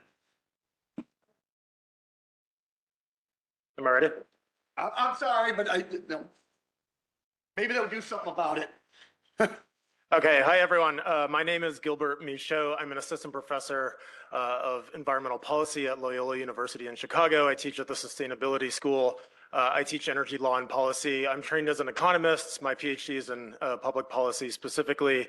And I was asked to review and speak about the economic impact analysis that was done by Strategic Economic Research. Dave Loomis, who you might know, I'm sort of subbing in for him today. I didn't do the study myself, but I've done a lot of these reports in many other states for solar projects in Ohio, in Kentucky, in Florida, and honestly all over the country, and have talked a lot about economic impacts all over the place. And so my comments are going to focus on two specific aspects of the analysis that was conducted. First, we're going to look at the property tax impacts, and then on the next slide, I'll talk about jobs. So let's talk about the local tax impacts at first here. Based on the property valuation framework established under Illinois law for these large utility scale solar facilities, Pride of the Prairie is estimated to generate approximately $3.5 million in new property tax revenue just in its first year of operation.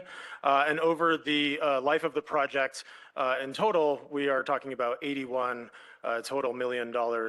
And these revenues are distributed, as you can see here on the slide, across a number of local taxing bodies that provide key public services. And again, this is just in the first year alone. You can see to the Peatone School District 207U is estimated to receive, as was mentioned earlier in the presentation, $1.8 million. And you can see Manhattan School District, $75,000. Frankfurt and Manhattan fire districts receive over $500,000. And on down the line into road funds, Joliet Junior College, also supporting public libraries, and the Forest Preserve as well. So the project represents a sizable, project, obviously, with a substantial increase in taxable value within the county. Everything in the report checks out in my mind, having done a lot of these myself over the years, like I mentioned. Let's look at the jobs real quick on the next slide here. So the jobs and economic activity, this is sort of the second component of the analysis, examining the broader economic impacts of this project.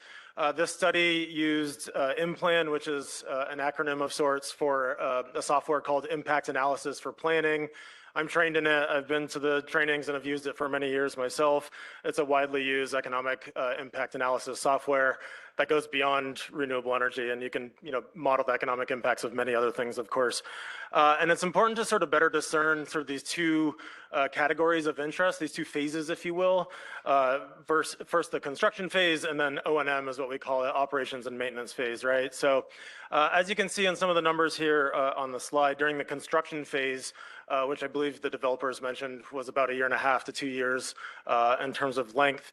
The project is expected to generate over $104 million of labor income during the construction phase itself, just here in Will County. The construction of the projects will also support over, according to the models, 600 direct construction jobs and over 2,000 total jobs. And this is actually at the state level during just the construction period. Again, 1.5 to 2 years, right? And that's the total number when we include basically what we call direct, indirect, and induced. So all the supply chain activity in the indirect, right? So hiring material suppliers and professional services and those types of things. And then also supporting other local jobs that, folks that are gaining these incomes and spending money at local restaurants and the grocery store and many other things that folks do in a local economy. So that's all the total jobs in total, right?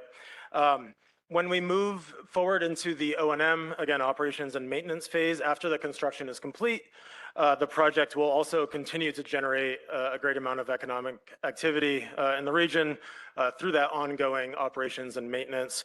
The facility in particular is expected to support more than 40 long-term jobs. Again, those are total jobs, including operations staff. We've been having conversations around this, maintenance crews, folks that go out to the site, vegetation management, and those types of things, and other supporting activities. In terms of total economic impacts, which is that last number you can see, we are anticipating through the report and the models that it will generate $8.3 million in total economic impacts, and that's an annual number. So if you think of the life of the project as a 35 or 40-year project, you can take that number and multiply it by that to consider that there's tens and tens of millions of dollars of operations phase economic impact that will occur. So in total, in sum, the construction represents like a large short-term impact to the community, of course, but the facility is also going to help provide ongoing employment and wages and other economic impacts for several decades as long as it's operational. So that's it for me. Again, thank you for your time. Happy to answer any quick questions you might have. Thank you. Anybody, anything? No. Thank you. Thank you so much. I'm going to turn it over to, I'm sorry, I didn't see. Labor question. I'm just looking at the construction job, the 600 new construction jobs, 2,000. So this is only going to be during construction. So all these people that are going to work here, they got to go find new jobs after the construction is done? I mean, I think the developer can answer that a little bit better than me, but people that work in solar construction probably build many, many projects across a region or across a state, right? So yes, it will support those jobs specifically in this community during the construction phase of the project. I know you've got to take some employees from Will County. It's part of what you need to do. Right. But out of 600 and 2,600 people going to be working there, how many of those are really going to be from Will County? I believe the answer is 969. How many? 969, 900 plus jobs. Yeah. So out of 2,600, basically roughly 1,000 of them. So yeah, about about half half. of the jobs will be in local to the community, which honestly, doing this in many other communities is quite high. thank you. Thank you. I'm going to hand it over to Andrew Lyons at Cone Resnick.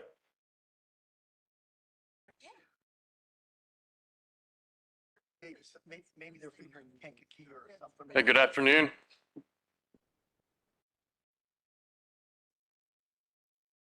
My name is Andrew Lyons. I work at Cone Resnick. I'm a partner. It is a national advisory tax and accounting firm. We have over 40 offices around the country. I lead our real estate valuation group. We work on assignments all over the country. I've been practicing real estate appraisal here in the state of Illinois for nearly 25 years. I've appraised property from Six Flags to St. Louis. I am a MAI designated appraiser. I am also a counselor of real estate. I have a state license in Illinois and also several other states. For the last 10 years, I've been collecting data on property that's immediately adjacent to solar facilities. I'd like to think that I probably have more data on the subject than any other appraiser in the United States. And I'll tell you a little bit about what we did. You all have reports that have been filed along with the application. There are a lot of details. I'm going to be a little bit briefer than I usually am because you guys just heard me a couple weeks ago. What we do is we do three basic things. One is we look to see what other academics and other appraisers have spoken about the subject. We review their studies and understand the merits of them. Second is that we interview market participants. We speak a lot to county assessors and also real estate brokers who are familiar with transactions of real estate near solar facilities. And then we conduct our own studies on eligible solar farms, where we can identify actual transactions of homes that are literally adjacent to solar farms. We're trying to isolate proximity.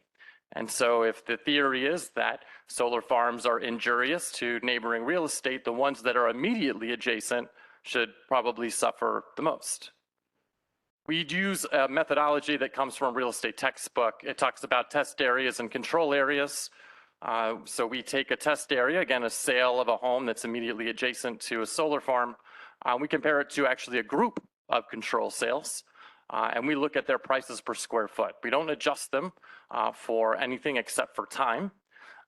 And what the book says, and this is authored by another MAI who's also a PhD, says if a legitimate detrimental condition exists, there will likely be a measurable and consistent difference. So we need to find that difference again and again and again in order to state that there is a specific trend.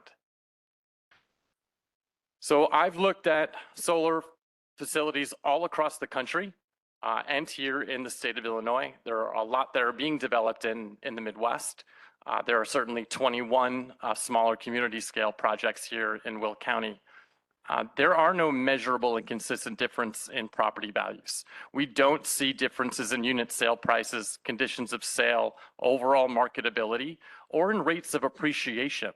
So we've conducted before and after analyses where we've looked at homes before and after a solar farm was constructed, and we've tracked their appreciation rates not only against control groups, which are located away from solar farms, but also against the federal housing index for home prices for that particular area. So they're appreciating at the same rates, if not better, than homes that are located away from solar facilities. We've also noted that solar facilities aren't deterring new development. We see signs over and over and over again of farm parcels that are located next to solar that are then developed with subdivisions and other types of property. So with regards to some of the academic studies, I'll just kind of highlight the last few. Generally speaking, all of these studies indicate that there's little to no impact on adjacent real estate. In the fall of 2024, actually, individuals from Loyola University in Chicago, I think there was somebody just up here talking about this, studied 7 utility scale farms in the Midwest and found that projects actually increase nearby property values by roughly 0.5 to 2%. I didn't write it. Virginia Tech also had a study that came out in April of 2025. This looked at 8.8 million sales over 3,700 solar sites. While it did find a small decline for residential homes, it actually found no impact or little impact in the Midwest, and it found little to no impact in rural areas. And most recently, in the fall, there was an appraisal journal article that was written. This is the only article that has been published in an appraisal journal or appraisal periodical. And it studied 3 utility scale farms in Texas. This is written by an MAI like myself and 2 PhDs. And it notes specifically that 3 large scale solar projects did not provide any evidence of a negative impact on sale prices, days on market, or sale price to list price ratios. For the data that we put together in our reports, where we looked at 9 different utility scale projects, we identified a median difference of about 2.23% between target and control data. And that was a distance, an average linear distance of 400 feet from house to panels themselves. And we believe this qualifies, noting that we did not find a consistent negative trend. Again, we've studied dozens of established solar farms across the United States. I noted that we also speak to market participants. We've interviewed probably close to 100 county assessors across the United States over the last 10 years, including the Will County assessor, Ira Shaw. So we spoke with Ira Shaw. Your assessor noted that they have not changed their methodology and how they approach homes that are nearby solar. And not only that, we also asked the county assessors whether or not people apply to get their assessments reduced by the fact that they're now next to solar. And nobody has asked for a reduction in their assessment for anybody who's around the 21 community scale solar farms that are in Will County. And we find this consistent across the entire United States.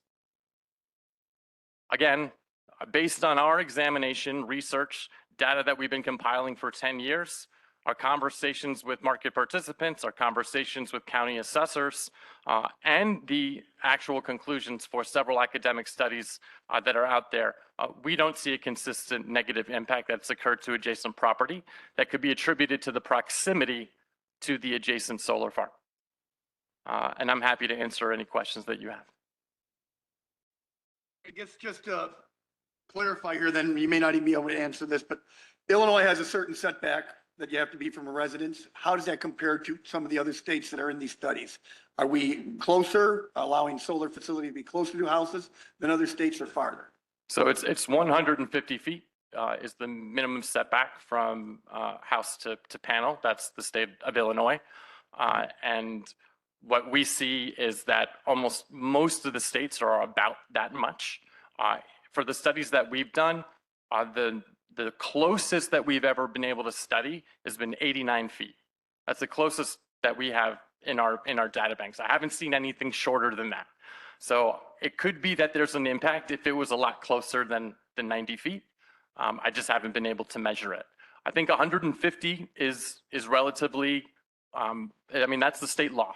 I can tell you that our study, it's an average of 400 feet, which I generally see is fairly consistent from state to state, especially in rural areas where you don't have that same kind of density. I think the developers do a fairly good job in being fairly reasonable and staying as far away as they can. And usually they're pretty good neighbors, and they try to approach their neighbors before they finalize their site plan, so that if there are any issues, they can kind of get in front of those.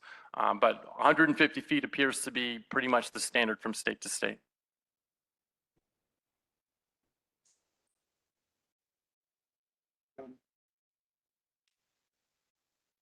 I don't know if I want to open another can of worms or not. No, please, don't egg me on, please. You don't even know if I'm your advocate. I'm just asking questions. I take the attitude here that if I ask some of these experts some of the same questions that I've had to ask in the previous 6.5 years and about 35 of these cases, that maybe rather than having 19 hours of testimony here, we can get it down to 6. But I guess now would be the time to remind you from the multiple times that I've done training for this role, my job is to apply the zoning standard that is on record in our Will County Land Resource Management Plan, and unfortunately the state one. It's not a popularity contest. So even if 400,000 union members came in here and told me it's a great plan, I can't vote yes because of that. And even if 14,000 people came in here and said, this is terrible, it'll ruin our property values, I can't take that into consideration. I have to address the Land Resource Management Plan and its zoning code and how it applies to this situation. But if it's going to happen, I want to do everything I can to protect all of us in this area. If it happens, we have a state law, we have a mandate. Whether I agree with it or not is not my job. I cannot impress my will, which is different than what most of you probably think it is, upon this case. Said my piece. The reason that I let him go on as long as he does is because you all get an education for the questions he asks.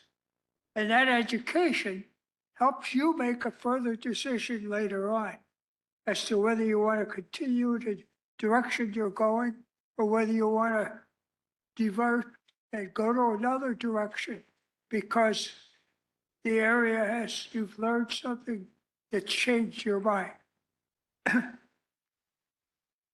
Thank you very much.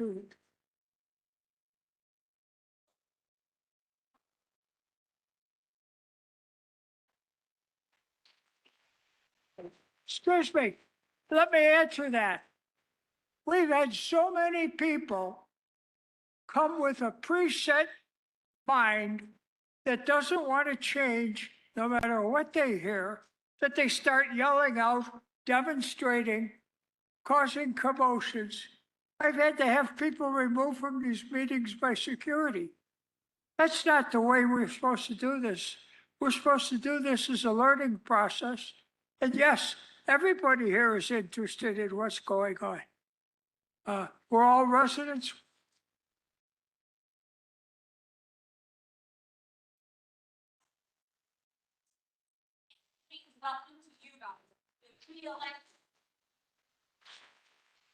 Sure. Mr. Chairman, may I try? May I try on this? So we have to operate within the law. I think the term they use is a quasi And we're not allowed to. judicial board. But if we don't find something to say no, it's my understanding that just about every solar case that really wanted their solar project to happen has instantly gone into the courts. So if we don't find a good reason, and I will kind of goad you into help me to find that reason. If this was a data center, I'd be a lot quicker because I could live my life without a data center. And I made this point earlier, but being old school, I look at the three basic necessities of life are food, clothing, and shelter. And I would say electricity falls very high in that. I could live without a Google search and AI, but could I want to live the next 4 months without electricity? Now, whether or not I agree with the state standard of how they're going to address this electricity, and I am going to ask you a little bit later about nuclear. But that's where we're at. And actually us addressing you with this outburst is the worst thing we could have done. Mr. Commissioners, our presentation is complete. Can I ask you a few more questions? Yes, sir. Do you have any nuclear facilities in the United States? Does Earthrise? Does Earthrise? So what a lot of these people are worried about is the amount of land it takes to produce 600 megawatts of power. So unbeknownst to you, we had a solar facility about half this size in southern Will County come to us. And I know this commission approved it. If my memory is correct, it never went to a final determination with the county board. And that facility sat right next to the Braidwood nuclear power plant. It was going to produce, it was bigger than yours. It was 800 megawatts, if my memory is correct. And I got thinking about that as I heard that the Braidwood nuclear power plant with 2 nuclear reactors was cranking out 3,200 megawatts on a footprint of, we'll say, 400 acres, maybe 800 acres. You throw in the cooling ponds. whatever. Do you have any nuclear at all in your, We don't have any nuclear in our portfolio. We don't have any plans. Right now, it's very difficult to find investors who want to build nuclear power plants because of the expense per megawatt hour. If you look at the levelized cost of energy, which is basically if you add up all the capital expenses, the ongoing operating expenses, and the revenues that are generated by them, the cost per megawatt hour is much higher than other forms of power generation. And that's why it's really not an investable strategy right now. And so there's not a lot of folks looking at that seriously from the capital formation perspective. Also, we've known that nuclear has had quite a bit of resistance from the public. It's not been very popular to live next to nuclear power plants by and large. And also, they tend to take a very long time to build. In contrast to our project, once we begin building it, we can put it on the grid in 18 to 24 months. okay, I'd like There to was get some- people started. yeah, the to- people want to talk. There was something he said that really. No.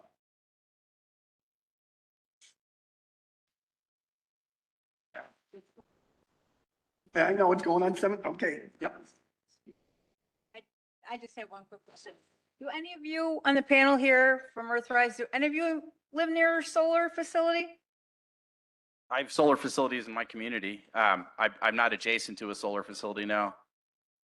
So none of you live near in a solar facility, Like I said, I have a solar farm right down the road from me. but not next to it. Not next to it, no.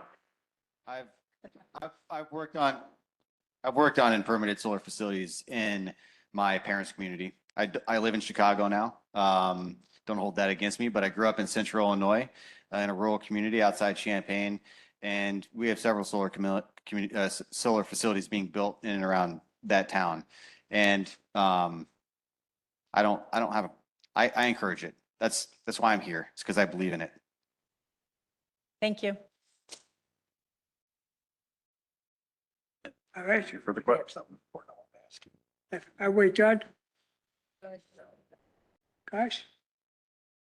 Okay. Yeah, we'll get a chance to re-question. Okay, I would, as our presentation concludes here, I would just remind the board that we're happy to answer the questions of the public as they're posed. I just want the record to reflect that. So, I mean, we will allow the public to speak, provide their testimony and ask their questions, and then we will reserve a time at the end to answer all of those questions that we have written down. We'll be taking good notes and happy to address any issues and questions that are posed. So I just wanted to make sure that I was clear on that. But with that, our presentation concludes, and after the public comment and question, we'll respond and close. Thank you. Now, time for public comments. I want everybody to rise easily. Don't hurt yourselves, don't rush, but get in line and we'll start taking questions from both sides of the room. I think, Louis is. She's saying let the public know that you're keeping time. Oh. It's over at 9:30. When do the speakers start? They would be 9:30. We'd come right back to speakers. The meeting's supposed to be over at 9:30. Right? So this. We would just recess. Cut off. Right, and then they would, 9 o'clock. they would form a new line at the next meeting. Yeah, What time are the speakers getting cut off? 9:15. Sir, would you start by giving your name for the record? My name's Mark. Hey, folks, we want to give them a chance to speak. Quiet down, please. Give your name again, sir.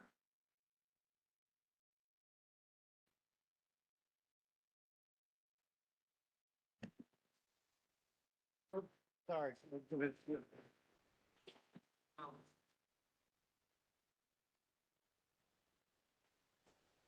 My name's Martin Roden. Okay. We're gonna give you 5 minutes, and we'll tell you at 4.5 minutes so you could finish up. Got the timer up here. Okay? Go ahead and start. Okay, my name's Martin Roden. I'm in favor of this, the solar stuff. I've dealt with these guys. I've signed contracts with them. They've come back, little critiques, never had a problem critiquing stuff. You know what I mean? Everybody's signed on a dotted line and wants to be perfect and exact. There's no project that will ever be that way. And we all know that. Okay, but with these guys, they have been the most consistent on resolving small issues and moving forward. And I've been dealing with them for 2.5 years, and there is no issue. They're working with me. And as far as, all the jobs that are going to be created, that's a good thing. And with construction, that's what we do. I was in construction my whole life. I'm retired now. And that's what you do. You build something and you move on. No one never stays anywhere. That's what we do. That's what life's about. That's what we do. And we need it. I'm just simply making a statement. Everybody wants to scream and yell. We sat quietly while everybody was interrupting us. So again, I appreciate the same consideration that I gave you. That's what I would like to say. Earthrise has been a good, solid company, and they're willing to work with you and willing to work through your things. And I think that's a good thing that people need to understand. Thank you. Thank you.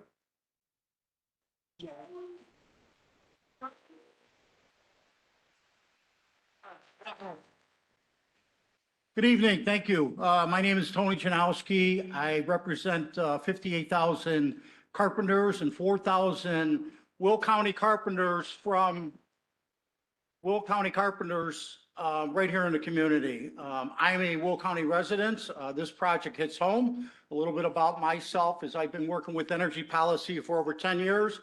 I helped craft the CJA with multiple trade unions as well as the SERJA. One of the things as far as even with the project labor agreement, we have worked on over 400 projects throughout Illinois. Even on the study out here, I can give you utility scale projects that could show, how the community has prospered. Earthrise has mentioned the Gibson City project. That project was done under a project labor agreement that was inclusion of all the building trades, all local residents. This project here is basically limiting it to 3 trades. And what that does is that's going to create a avenue for out of county and out of state workers with the data center work going on, the bridge work, and the nuke work that's going on, as well as Dresden and Citgo. I want to just mention something. I took notes just to go a little off course here. Last time I spoke, this project is for the general welfare of the community. Okay, that's how it's written in the special use permit.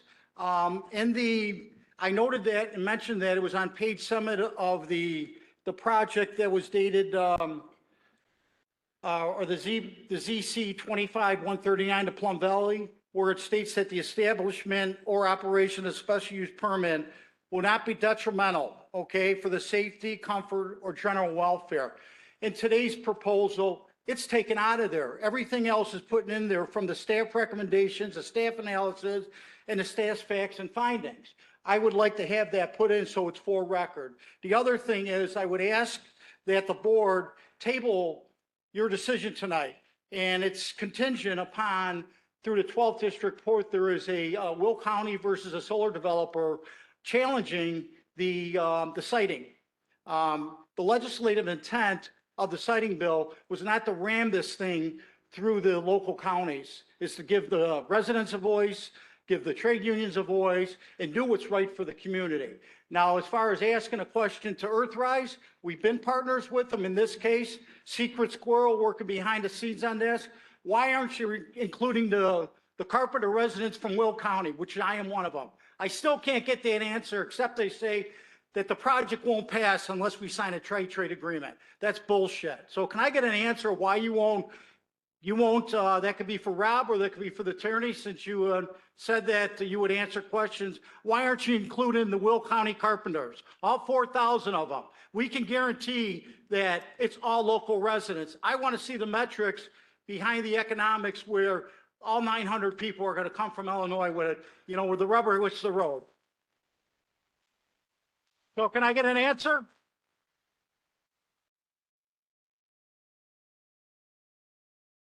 Excuse me? Answer at end? Oh, I thought we can answer as we were speaking. Okay. Please make that number one. Thank you.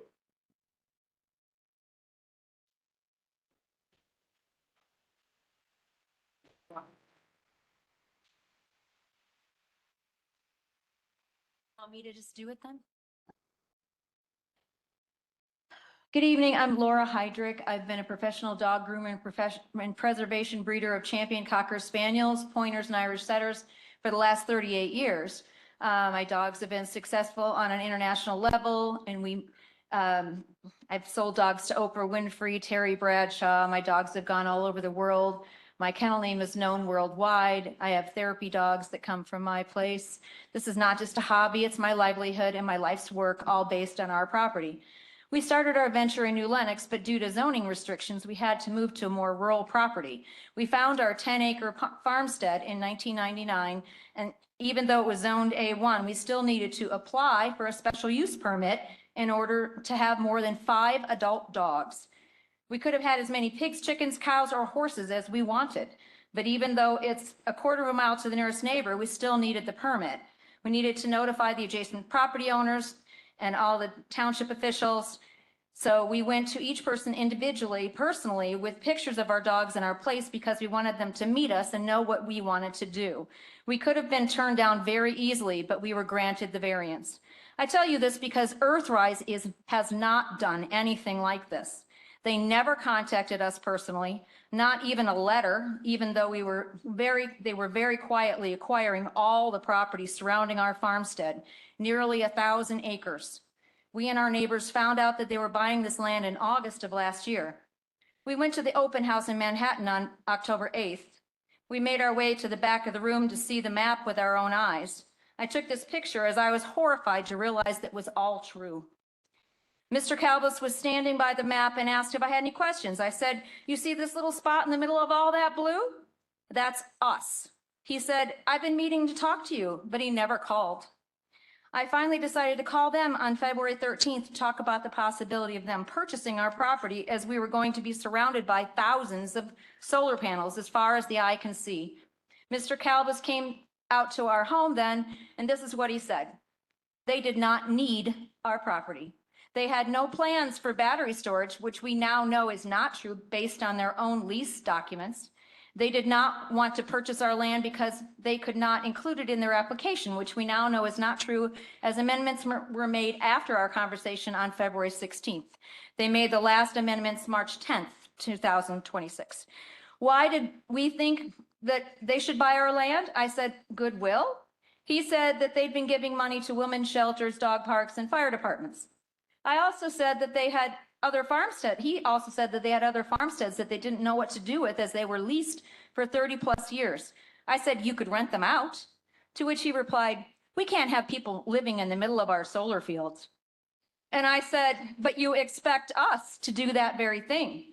If this project is truly safe and compatible with residential living, why would they avoid having residents within it? When we moved here, our thoughts were that someday the land around us would be subdivided, made into farmettes or estates, much like the rest of the land in this county, a quiet community in the country, and that our property values would go up as a result. We never imagined the horror of finding out it was to become a commercial installation. We genuinely have huge concern for our property value. Earthrise has told you that they have studies that they say there's no damage to property values. But have they really done studies on homes surrounded by solar and storage batteries? Our home is our largest asset. We're retired except for my grooming business. We had been considering moving south for better weather in the near future because we're older. We fear the pool of potential buyers is much smaller, with 1,000-acre solar installation as far as the eye can see for at least 30 to 50 years, maybe more. A desert of commercial, industrial, steel, glass, and chemicals. You have 30 seconds to wind it up. Okay. We're also opposed to the long grass because we're afraid of fire. And how am I supposed to get my dogs all out of there if there's a brush fire? What's going to happen? I mean, our whole place could go up. They want this variance, and we don't want to do that. let's see. When Mr. Calvis was there, I told him we could sue. He Thank strongly you. said, I wouldn't recommend that. We're owned by a multi-billion-dollar company with deep pockets. So they have plenty of money for buying all our beautiful farmland in court battles, but they just leave us stranded in the middle of the industrial installation. Your time is over, ma'am. I'm sorry.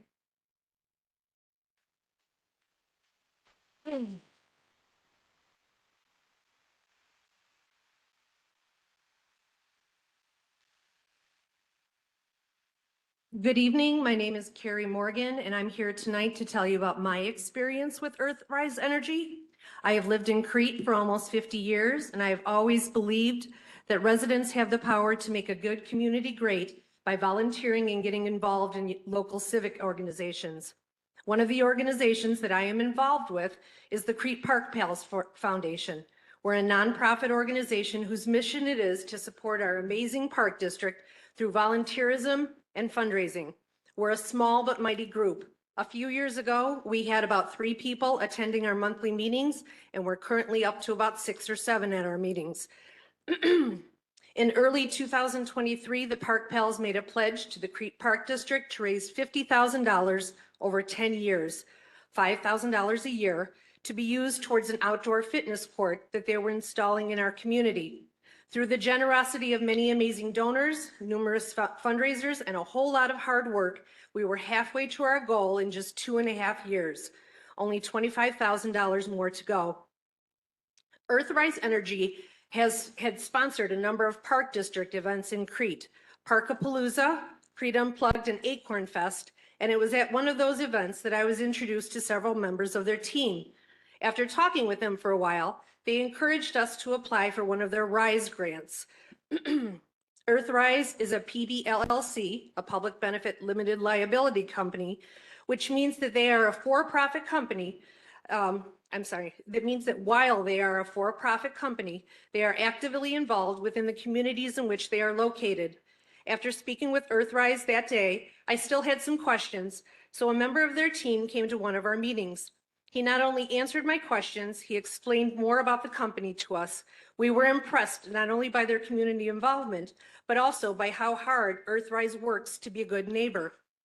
Fast forward to several months later, and the Park Pals learned that we had been awarded a $25,000 RISE grant. To say that we were grateful is an understatement. The grant allowed us to fulfill our pledge towards the outdoor fitness court in under 3 years, which freed us up to focus on our next big project. The cool thing is that we were just one of many organizations to receive a grant. Some of the others include, which was mentioned earlier, the Village of Manhattan for a dog park, Northern Illinois Food Bank, Suburban Youth Symphony, Will County Economic Development Foundation to bring Dolly Parton's Imagination Library to Will County, Beecher Fire Protection District, the Nature Foundation of Will County, and so many more that it would probably take me an additional 5 minutes to list them all. Earthrise has donated over $1 million in Will County alone. Please don't interrupt. That's rude. They've donated over $1 million in Will County alone, and they've just gotten started. A woman who spoke at the March 18th meeting summed it up nicely when she said, and I'm paraphrasing, Earthrise is dedicated to the betterment of our communities. I think that's something we can all agree is a wonderful thing. Thank you.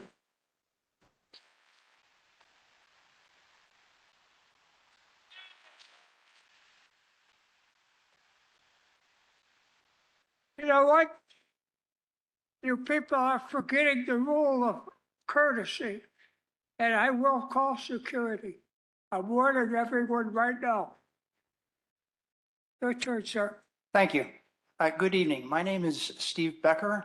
I am an attorney. I represent multiple clients who are living adjacent to this Earthrise project.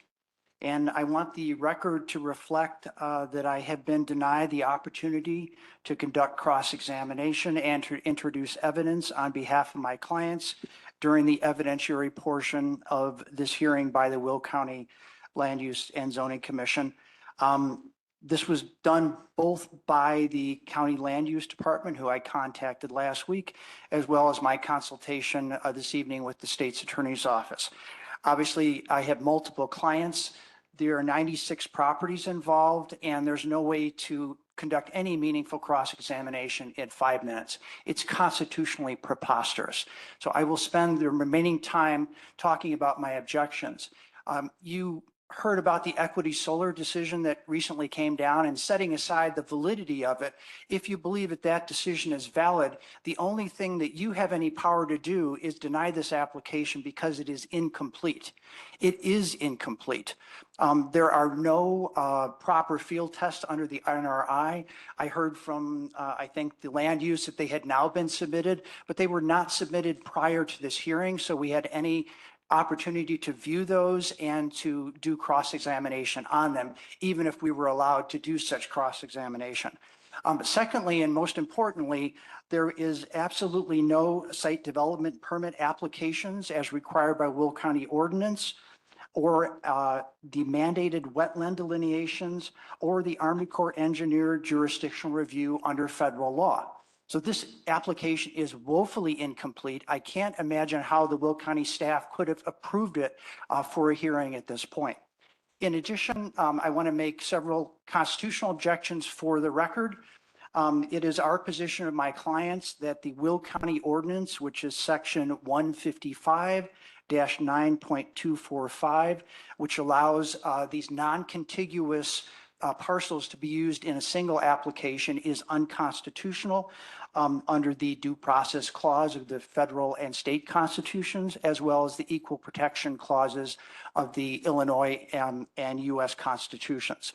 In addition, it is our contention that the state solar statute, which is 55 ILCS 5/5-12020, which is the commercial solar statute, is likewise unconstitutional under the due process clauses of the Illinois and federal constitution, also the equal protection clause of the Illinois and federal constitution, and the separation of powers clause under the state and federal constitutions. And lastly, I wish to make my objection based on the preemption doctrine. The Department of Agricultural Secretary Brooke Rollins recently established a policy preventing solar panels on prime farmland here. Even according to the staff report, it appears that the great majority of this land is prime farmland. So we believe that the federal government has preempted this, and therefore, because this is an incomplete application, I'm asking that you deny this and force Earthrise to comply with the law. Thank you very much.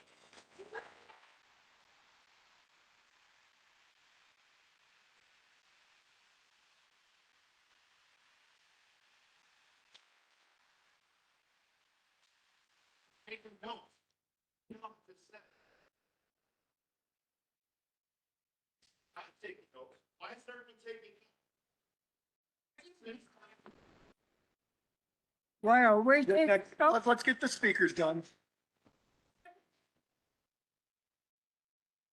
It's your turn to speak, sir. Hi, my name is Ed Culture. I'm the proud representative of over 20,000 hardworking union laborers in Chicagoland, with several thousand in Will County.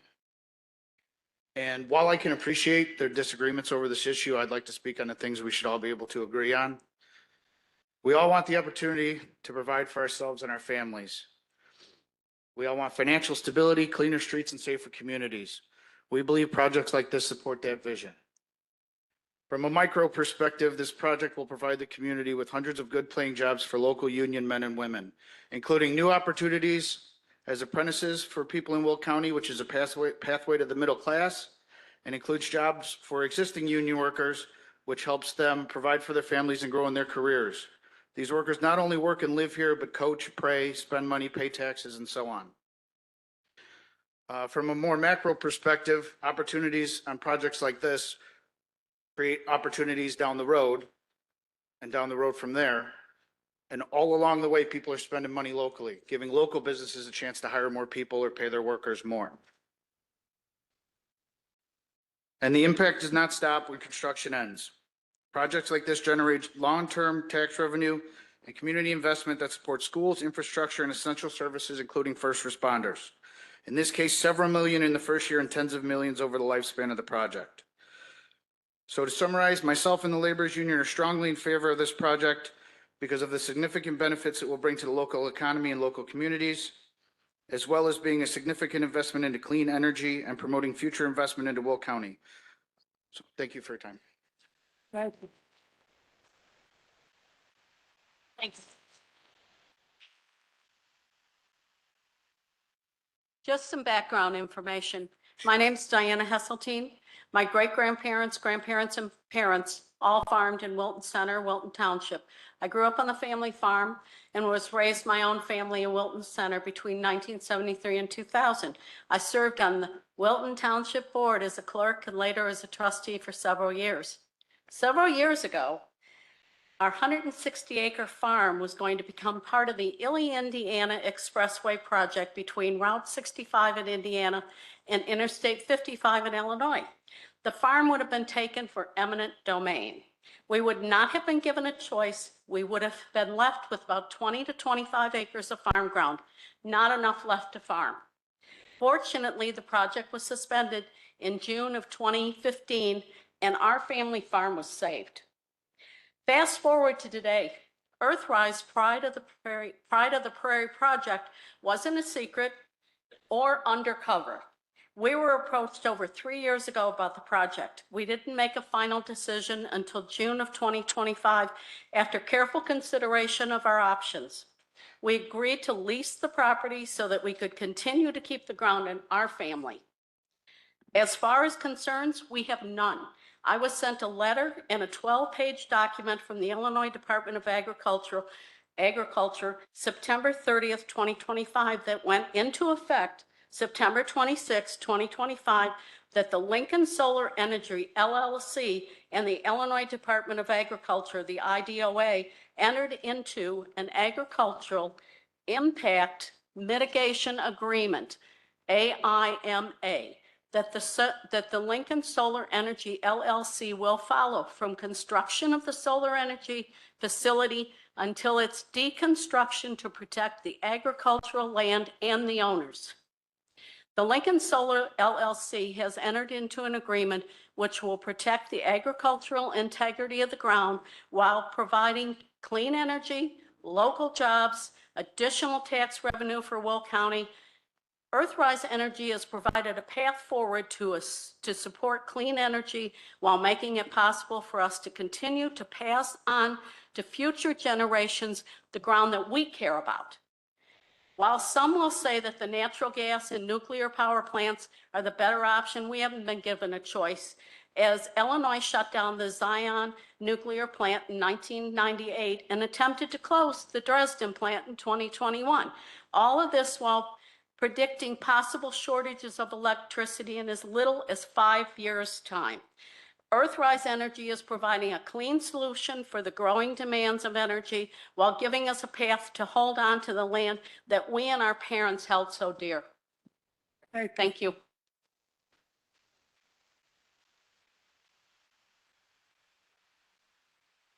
Good evening. My name is Amanda Johnson, and I'm a resident that's directly affected by this project.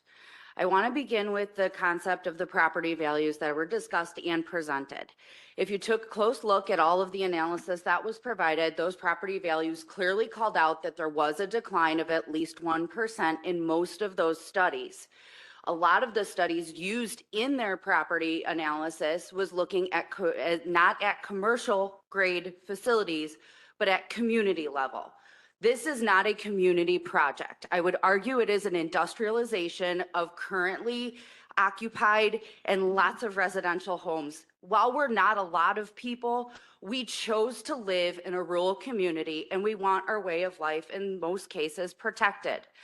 When I look at their study on glare and some of the other things that they provided, one of the points is very close to our residents, and when you look at it, they're looking at an entrance, and then in that study, it clearly calls out from a single-story residence. Well, I can look down my street and at the subdivision down the road from us, and I would guess that about 90% of the homes are just not single-story. We will see or have some sort of impact to our home, and I don't think that that's being fairly considered given the low number of people that are generally affected. As you look at the peer-reviewed study that was also presented, it does say in a national study that analyzed 8.8 million home sales across 40 different states, there were consistent residential value declines on homes that are 5 acres or less. I would argue in my community of Green Garden, many of our homes are 5 acres or less. Those that were closest, within a half mile or less, could receive property decrease values of up to 9.8%. 9.8% of someone's home value is pretty extreme, and it's not going to help future generations. Now, in that study, since they will rebut that after 10 years, the property values began to rise, in the next 10 years, where are you going to be? Do you know where your family is going to be in 10 years? If something happens and I need to sell and my property is decreased by 9.8%, that is not taking care of myself or my neighbors. Few other points. As I look at the described property, I understand that they're applying for temporary. I just want to point out that while I understand it's a term, 35 to 50 years isn't temporary. In 50 years, I'll be over 90 years old. That means that this is going to have generational impact. As you look at the transparency, yes, I've heard people say that their transparency is there, but as somebody who has sent this application, it missed all of the appendices. I had to go find them by myself, or ask for Freedom Information Act requests, or do what I needed to do in order to get the information that was provided. The planning of this project does not align with Green Garden Comprehensive Plan or the approved future land use map, which prioritizes agriculture preservation and rural character. At its core, my argument comes down to this. This project is of massive scale. When you looked at the evaluations that they provided, it wasn't using comparable data sets. It's proposed by a non-local company with incomplete public documentation, in my opinion, and in conflict with local planning. Many parts of the application mention that they are in process or will be determined in the future, and I would argue that the work needs to be done in its completeness prior to the approval and not the other way around. That is not a fully vetted application. If there are still questions and things that say TBD or we're working on it, that's not fair. We deserve a complete application. Under any reasonable standard that warrants any outcome, I believe as a community, we deserve a deeper level of investigation. I'm almost done. You have 30 seconds. Okay, great. Fully transparent application process and a property scaled analysis that matches what they're proposing of over 6,000 acres in a community. Approving this without a comparable data, full transparency is not due diligence. You're transferring risk to our community. Thank you. Thank you.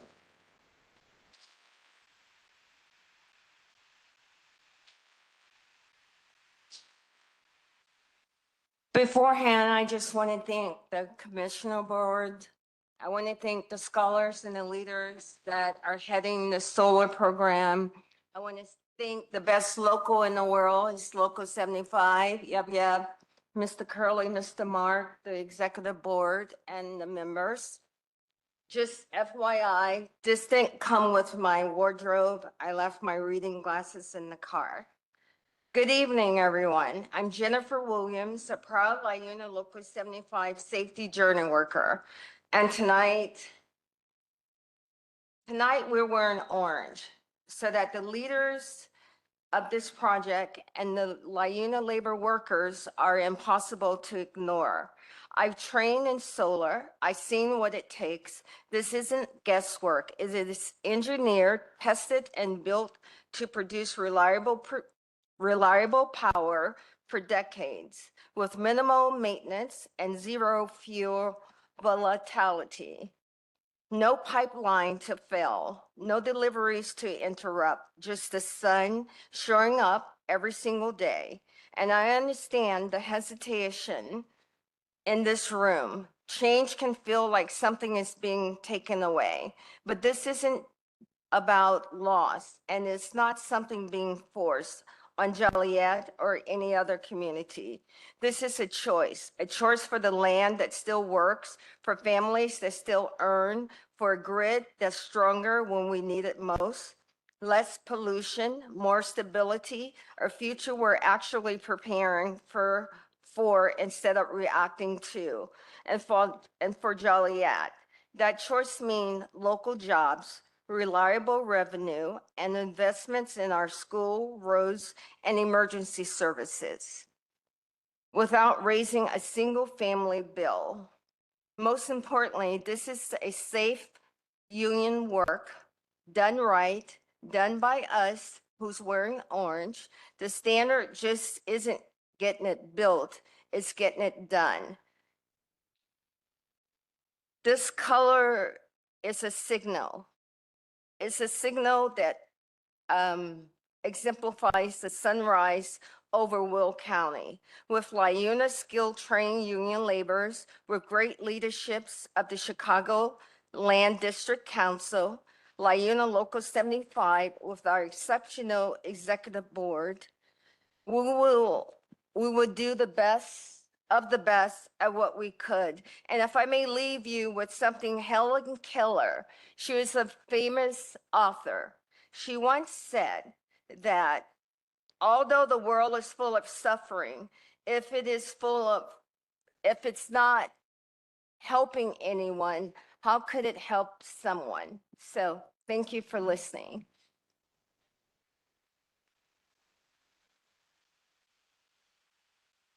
Hi, my name's Cal Johnson. Can you? I'm going to make this short and sweet, but I've been in the township, the Green Garden Township, for 34 years now. One of the reasons that we moved out there, we love country. And while I was on the building board or in the township for a period of time, there was a comprehensive study that was often cited that this is what we want our community to be. We want to be farming community. We want to have a small town feel to what we're doing. Therefore, we restricted certain building goals. If it didn't meet the 2.5 acres or 5 acres or larger properties. I'm here to say that in any of my recollection, there was no room for solar panels. There was what we really wanted was to preserve the farmland that we now have and possess. And really, what we want to do is look out at cornfields and bean fields, and that's something that we cherish. That's what our life is out in Green Garden. I don't want anything to get in the way of that or pressured us to accept. And I feel that that's what exactly is being done, is that we're getting something rammed down our throat on something we really, really, as a community, don't think we want. Now, what I'll say is one more thing. And maintenance is the issue. You brought it up that maintenance is always says, oh yeah, we're going to do this and we're going to do that.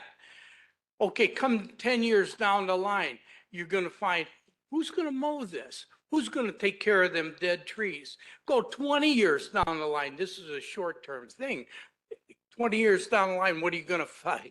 A bunch of broken down trees, because many in this room is not even going to be around to correct the problem from the promises that was made. So frankly, I don't believe what you're going to say in some of that. I hate to be that blunt about it, but I'm questioning. So my request to you is, please don't vote for this. Just take it out. Do not put this through us. We love our community. We want to keep it. That's it. Thank you.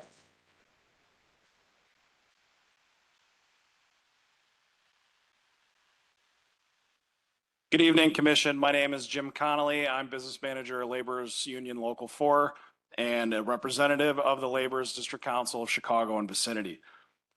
LiUNA represents thousands of Will County residents.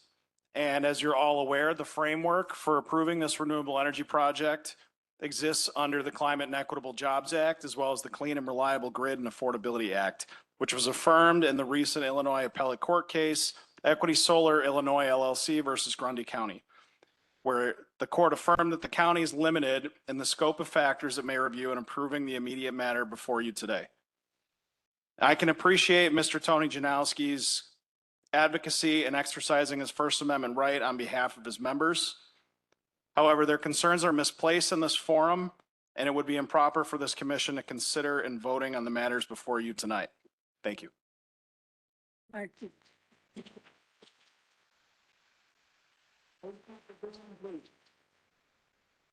Hello, my name is Jason Brashler, and I'm a father of two from Will County. I'm in support of this project for three reasons. I'll be brief here. Number one is affordability.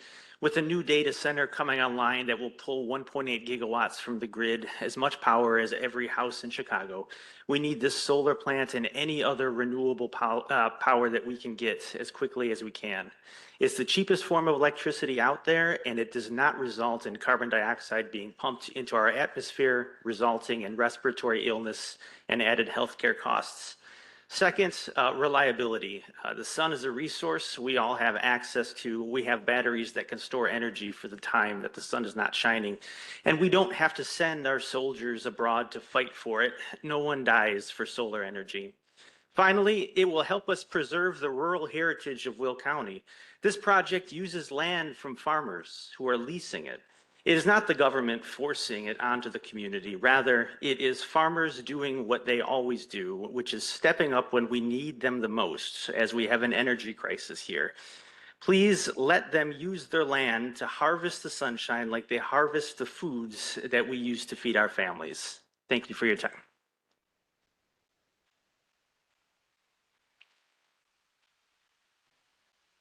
Yeah, good evening, Planning Commission. First, I want to thank all the residents who've shown up tonight. It's incredible that they've filled the room like this. My name is Thomas Becker. I am the chairman of the Watershed Committee. And we began our challenges 20 years ago because of developers who did not respect the natural resources. And we've seen time and again, they claim, oh, they're not in the water resources, so there's nothing to do. I'm getting confused about the figures and the statements being made by the Earthrise representatives here. Anytime there is a waters of the U.S. on a parcel, it requires a jurisdictional review by the Army Corps of Engineers. Now, I've looked at these parcels, and of the 96, I find 84 of them contain Prairie Creek, Fort Creek, they're wetlands, or possibly isolated wetlands. Every one of those parcels needed to have been reviewed by an Army Corps jurisdictional review. So we don't rely on the developer to do that. That is what the oversight of the federal government is for. Now, they mentioned in their packet that they only have 13.5 acres that they found of farmed wetlands. This is a 6,100 acre project in the watersheds of Forked and Prairie Creek. And they also just recently said there were 99 wetlands that they found. The federal government and the Army Corps and the county ordinances require that there is jurisdictional review from the federal government and the state to find those wetlands. And they have to be done with the requirement of hydrophytic vegetation. I'm not sure how they found these wetlands, since this is tilled land and you have to have the land fallow. You need hydrology, hydrophytic vegetation, and the hydric soils. They don't have the hydrophytic vegetation. They can't make those determinations, and they're required to have that element. On top of it, many of these parcels are in FEMA floodplains.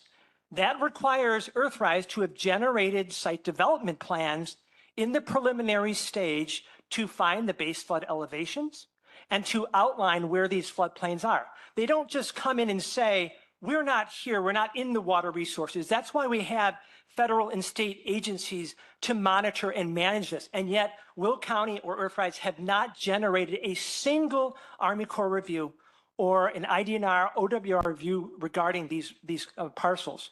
There are two things that we can follow here. The gentleman said, why is a reason to deny this? This is an incomplete application.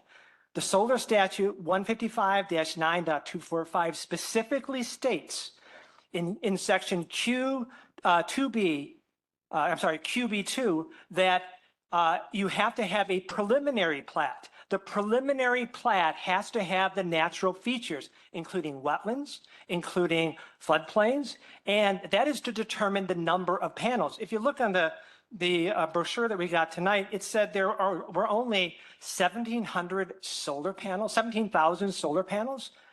We have a facility they're trying to push in by us, and it's on 30 acres, and they have 17,000 solar panels. My understanding, this is closer to 1.3 to 1.5 million solar panels. But you can't determine where to put those and where they can be located, which is required by your solar statute, until you have found the natural resources, the floodplains, the wetlands, the waters of the U.S.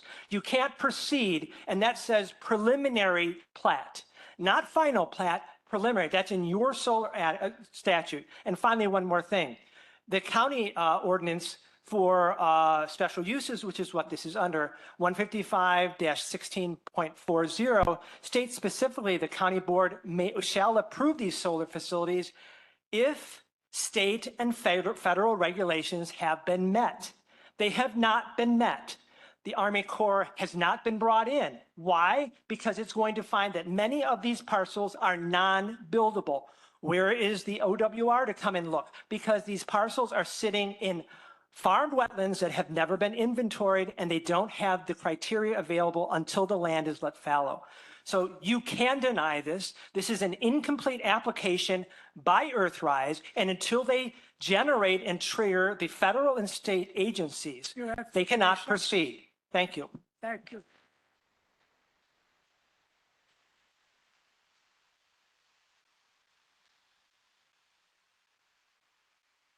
I'd like to thank you for the opportunity to speak. My name is Darrell Ackman, and I live in Mokina, Illinois. At the last meeting, I expressed my joy that solar panels installed in 2019 paid for themselves in 6 years. As a result, I have personally saved 118,000 pounds of carbon dioxide, which is the equivalent of driving 134,000 miles on sunshine. I also shared that my daughter now participates in a solar farm since her home is not good for rooftop solar. When I looked at my monthly solar energy generation, what was generated in January, cold, dreary Illinois, was 1/3 of what's generated in hot, sunny July. The free energy from the sun is available even in Illinois, even in the winter.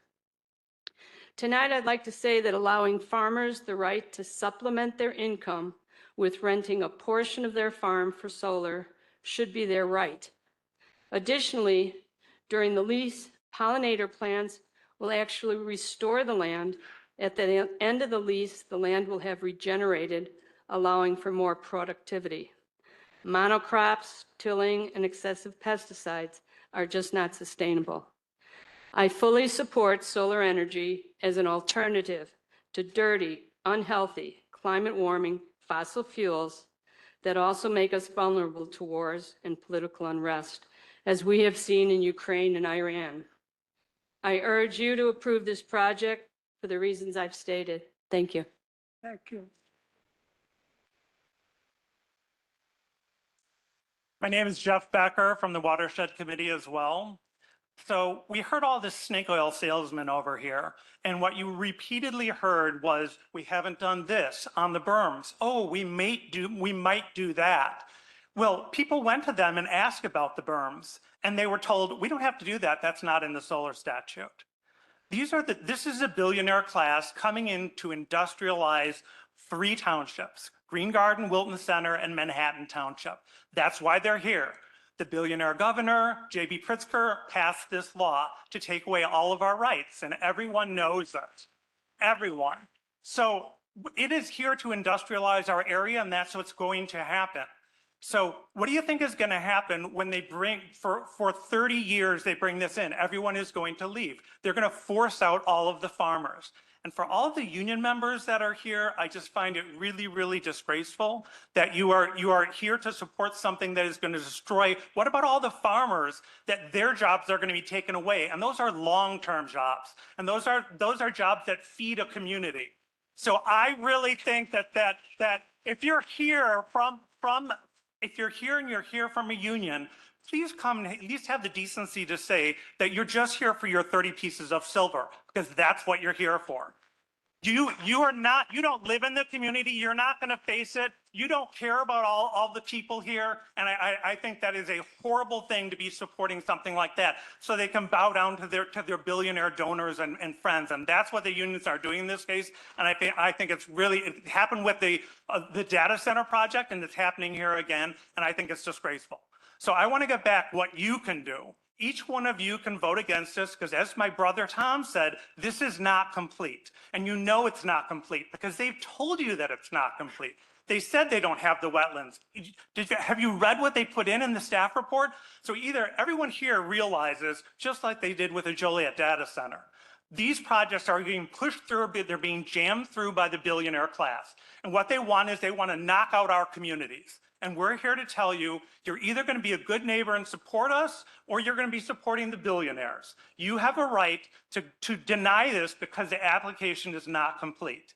And if you're not going to do that and you don't care about all of us, that's what we're all going to know. We're all going to know Green Garden is already considering incorporating to leave so we don't have to be under you and we can control our own land use. So that's what's going to happen. You're going to send all these, what do you think about these thousands of people? How do you think their lives are going to turn out after you dump all this crap in their neighborhood? It's a disgrace, and you need to look in your own conscience. Would you want to live next to this? No, you wouldn't. And we all know why you wouldn't, because it's a blight on the farming community. All these people came out here, they have horses, dogs, chickens, goats, and that's all going to be gone. They're going to be looking at solar panels right next to them. How are their sunsets going to be? How are their sunrises going to be? Do you care about the farmers, or do you care about the union members that want jobs, or the billionaire class? Because that's what this ultimately comes down to. This is a massive change in the community, and they have hid it from everyone with their lease agreements and confidentiality agreements. They never came to Green Garden. Someone asked about they said, oh, we came to Wilton Center. They never came to Green Garden because they know Green Garden doesn't want it there, and Green Garden will fight. And so will Wilton Center, and so will the other Manhattan townships. There's going to be a lawsuit either way. So you're going to have to figure out which side you're on. Are you on the side of the residents, or are you on the side of the billionaires? Thank you.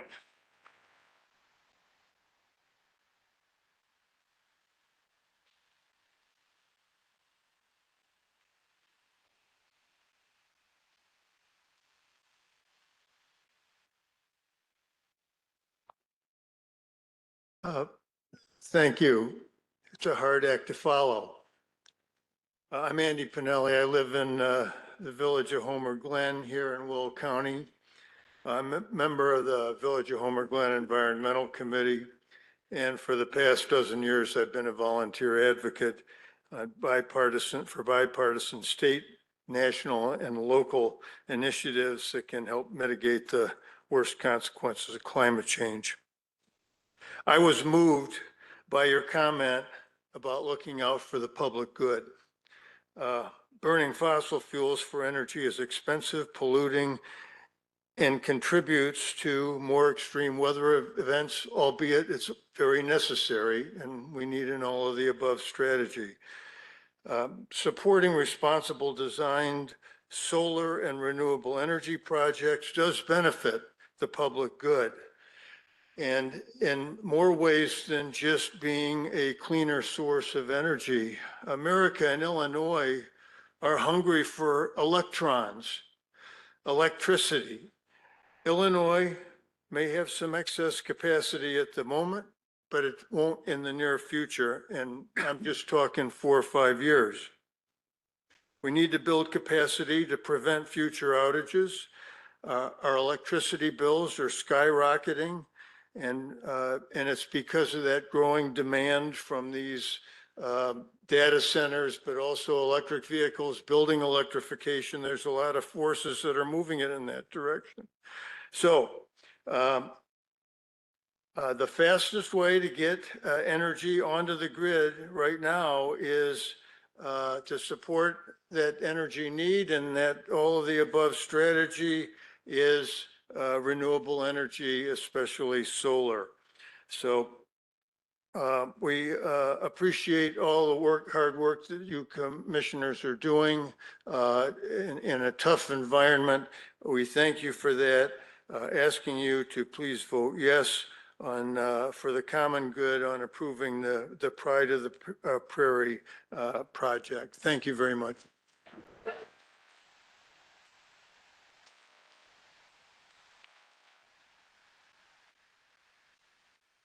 Hi, my name's Ted Lamb. I live in Green Garden and I'll be able to see these panels from my backyard.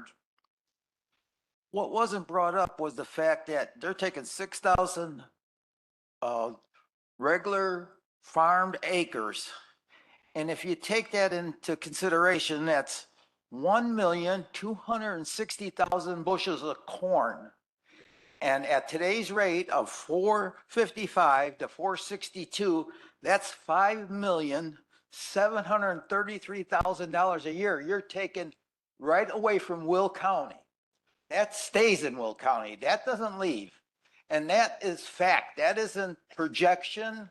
That isn't what they brought up on their studies.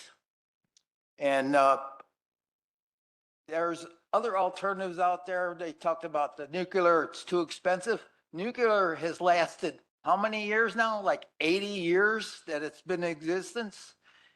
And it doesn't cost that much when you look at the long run on it, and it's clean.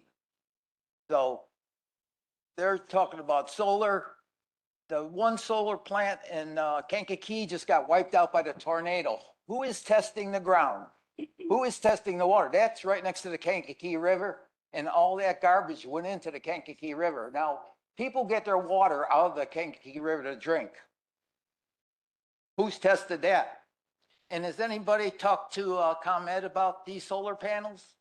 My understanding is they only produce like 12%, and they only produce maybe 1 hour a day when the sun is out at peak. So 8 hours a day at maybe 20%. So I don't know what the studies are or who's doing them, but I've seen none long-term studies on any of this. So I'd like to see something done more than just let these companies come in and overrun everything. That's, I guess, all I have to say. Thank you.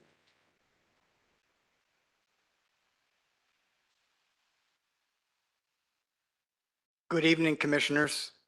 I appreciate the opportunity to speak. My name is Chris Herder. I'm a director of the Frankfurt Arts Association. And on behalf of our president and association, I would like to read you this letter. As president of the Frankfurt Arts Association, I'm writing to express our organization's support for Earthrise Energy's Pride of the Prairie Solar and Plum Valley Solar projects in Will County. The Frankfurt Arts Association is a fully volunteer-run nonprofit dedicated to enhancing the community through the creation, education, promotion, and appreciation of the arts. Every program, exhibit, and event we offer is powered by community support and partnerships with organizations that care about the people who live and work here. Earthrise Energy has shown sincere commitment to benefiting the communities that surround its projects. Their support for local organizations, both through engagement and financial contributions, makes a measurable difference for small nonprofits like ours. Their generosity helps fill a growing gap in resources for community arts, education, and cultural programs that rely almost entirely on volunteer labor and donations. Beyond their charitable support, Earthrise Energy Solar projects represent responsible, forward-thinking development. They bring new opportunities for economic growth, workforce engagement, and long-term sustainability while preserving the natural and cultural landscape that defines our region. We are proud to stand behind Earthrise Energy and its continued efforts to create a positive impact, not just through clean energy, but through genuine investment in the communities they serve. The Frankfurt Arts Association enthusiastically supports the Pride of Prairie and Plum Valley solar projects and the lasting benefits they will bring to Will County and its residents. Sincerely, Christina Cooley. Again, Commissioners, thank you for your time.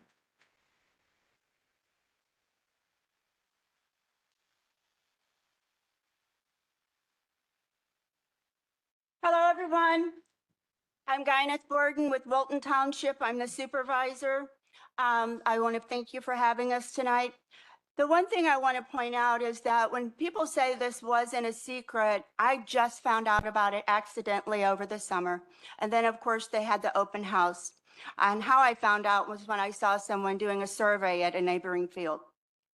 Getting past that, once the township packets went out, once the Will County Board sent the packets out of their application, I started getting a number of calls, very concerned people that lived in our community who I'm here to represent in my position, because for the majority of the people in Wilton Township, they do not want a solar farm this massive to be encompassing all of our residential area. When the study was presented tonight, I had done research myself to try to find some very hard facts about the data and what it meant to live within 150 feet of those solar panels. And I couldn't really find much at all. 3 miles from a solar panel, and no, you don't have as much of an impact. But if you live 150 feet, I'm looking out my picture window every evening, I see a sunset. That's never going to happen if the solar panels are installed in the field in front of my house, 150 feet away. No more cornfields, no bean fields, no fireflies, no deer, no eagles. All of those things are going to be gone, as well as the quality of our life within the entire scope of Wilton Township. And when I was doing my research, I also ran across some minutes that the Land Use and Development Committee had on their website.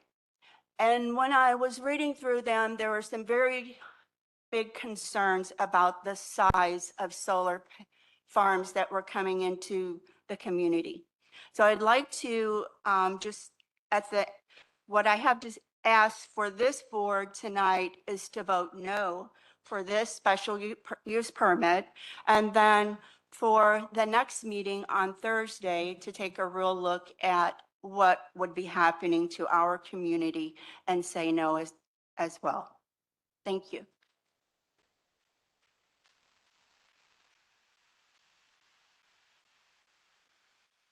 Good evening.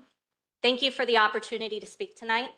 My name is Christine Duran, and I have the privilege of living in Manhattan, and I am also a small farm owner.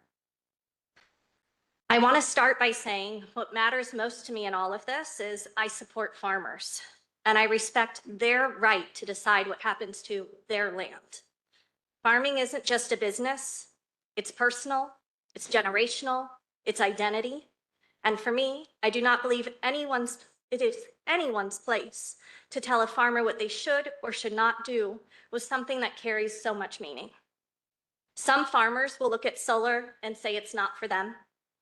Others will see it as a way to stay afloat, create stability, or keep their land in their family. Others may choose to lease or even sell if that's what makes sense for their future. I respect all of those decisions because at the end of the day, it's their land, their livelihood, their legacy. I have seen the massive amount of social media against solar, but I don't think we're taking a step back and realizing that we are telling farmers what they shouldn't do when we are always fighting so hard for farmers to have rights over their land. There's a lot of noise in our community about stopping solar, but I don't hear that same energy when a farmer is facing losing their land, when there's no next generation stepping in, or when the numbers just don't work anymore. Where is the support when they're truly stuck between a rock and a hard place? I'm not speaking about this in theory. I've had these conversations directly with farmers. I've heard from families whose land has been in their name for generations, but the next generation isn't interested in continuing to farm. For them, leasing becomes a bridge, a way to hold on to that land long enough for the possibility that someone might come back to it one day. I've also talked with farmers who simply aren't making enough to justify the amount of work they're putting in every single day. That's the reality. I heard so much negativity when these conversations first started, but I have to admit I was skeptical too. So I didn't wait. I did my research right away. I looked into what the panels are made of, what are the foundations made of, the impact on the soil, and what happens if there's compaction. I asked questions like, what happens during unpredictable storms? What if earthrise goes belly up? What happens to the materials sitting on the farmer's land? I even asked about sheep grazing, beekeeping, and whether the land could still be used agriculturally. My research was thorough, my questions were tough, and I got the answers to everything that I asked. To me, this isn't about taking land out of agriculture. It's about giving farmers more ways to keep it working for them. A couple of years ago, we started looking for land to expand our adult farmers program, where we teach adults with disabilities how to grow food, raise livestock, build real hands-on skills. And what we found was eye-opening. Much of the land around us has already been bought up by large corporations and is being held until development comes. Right now, it may look like farmland, but in reality, farmers are leasing that land, not because corporations are invested in farming, but because taxes are lower until it becomes more profitable to turn into subdivisions or businesses. That's the direction things are going. So when I look at the options, I try to be honest about what's really in front of us. And for me personally, if the choice is between another subdivision or solar, I choose solar. Because at least then the land is still open, it's still doing something, and the farmer still has a path forward.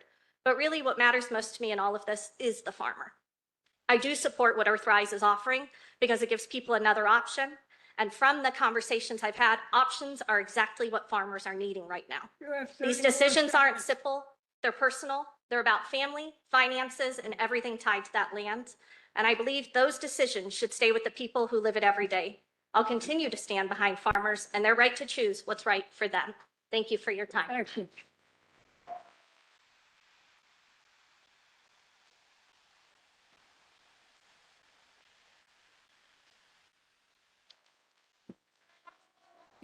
Good evening. My name is Dean Christophilus, and I am the Green Garden Township Supervisor. And on behalf of many, many residents, we thank you for allowing us to speak. I do stand here on behalf of the many residents, as well as our official Board of Trustees.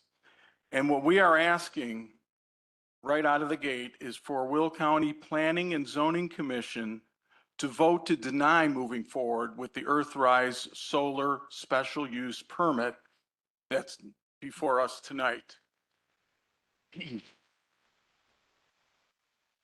This is exactly what our township has already done.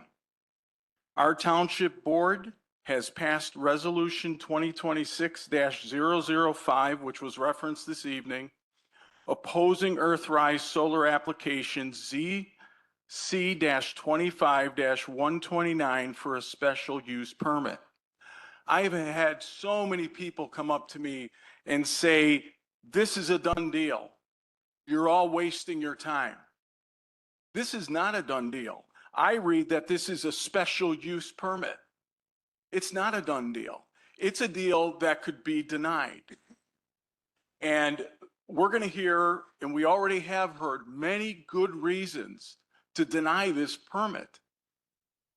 Attorney Becker and the Watershed Committee has eloquently laid out that this permit is incomplete. So I'm not going to discuss that whatsoever. There's a lot of other reasons that we'll hear that are very good. Most of them are extremely thought out and valid, and gives your commission, like it gave our commission, the opportunity to deny this.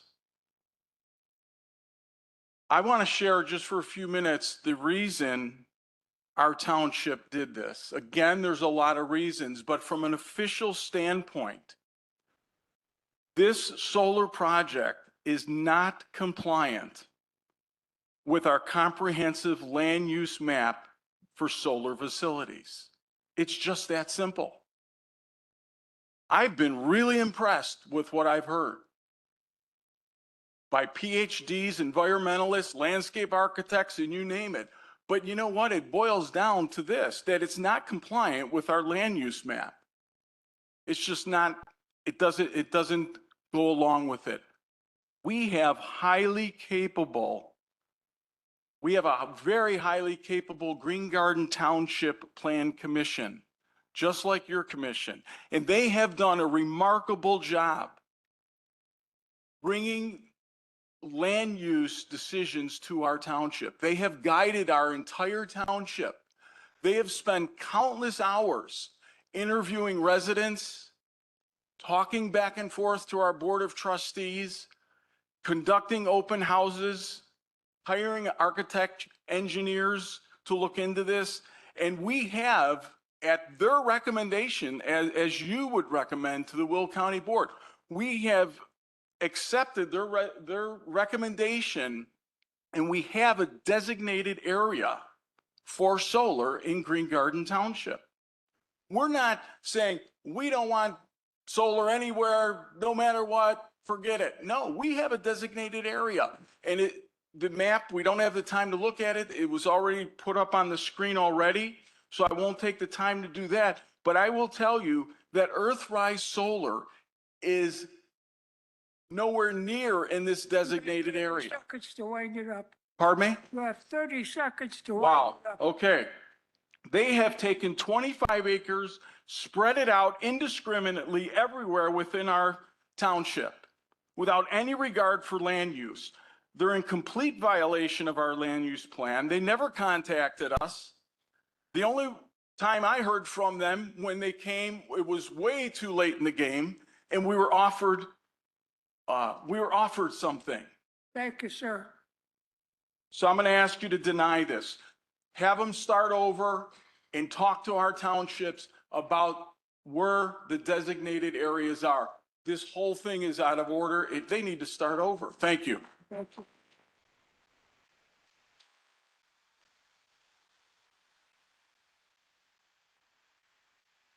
Mr. Chairman, could I address the Green Garden Township Supervisor who I I'd lost his name?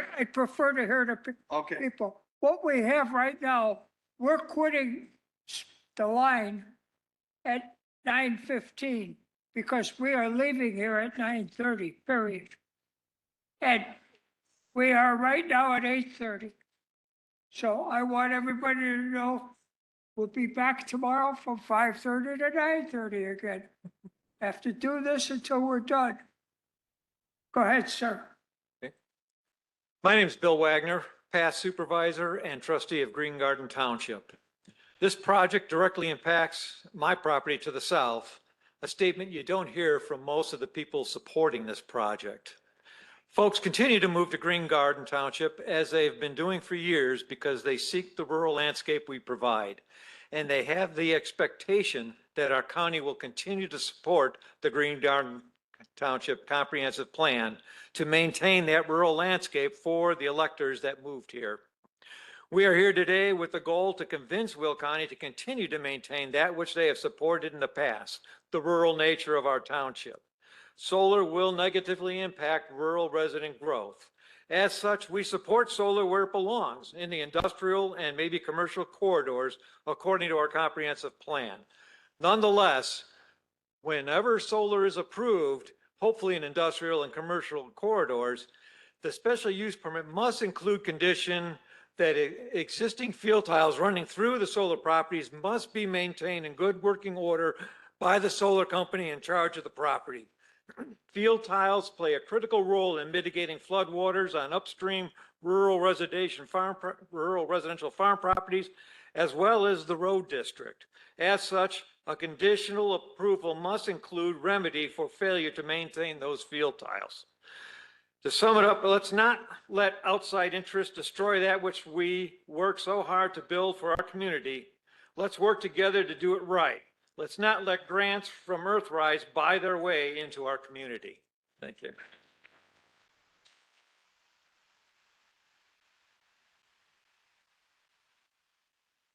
Hello, my name is Cindy Westerman and I live in Crete. I own a farm that has been in my family since 1856 in LaSalle County. So it's not like I'm going to be able to make any money off of this. That's why I want to say I'm in LaSalle County. Believe me, I go to the Chicago farmers all the time. I would like, please raise your hand if you are a farm owner. Well, I'm glad that there are a few of us here. because you know there is no money in farming. Matter of fact, I raced out to look to see how many more years I have on my lease contract. I cash rent, as most people do in my position, and there's a lot of us in this state.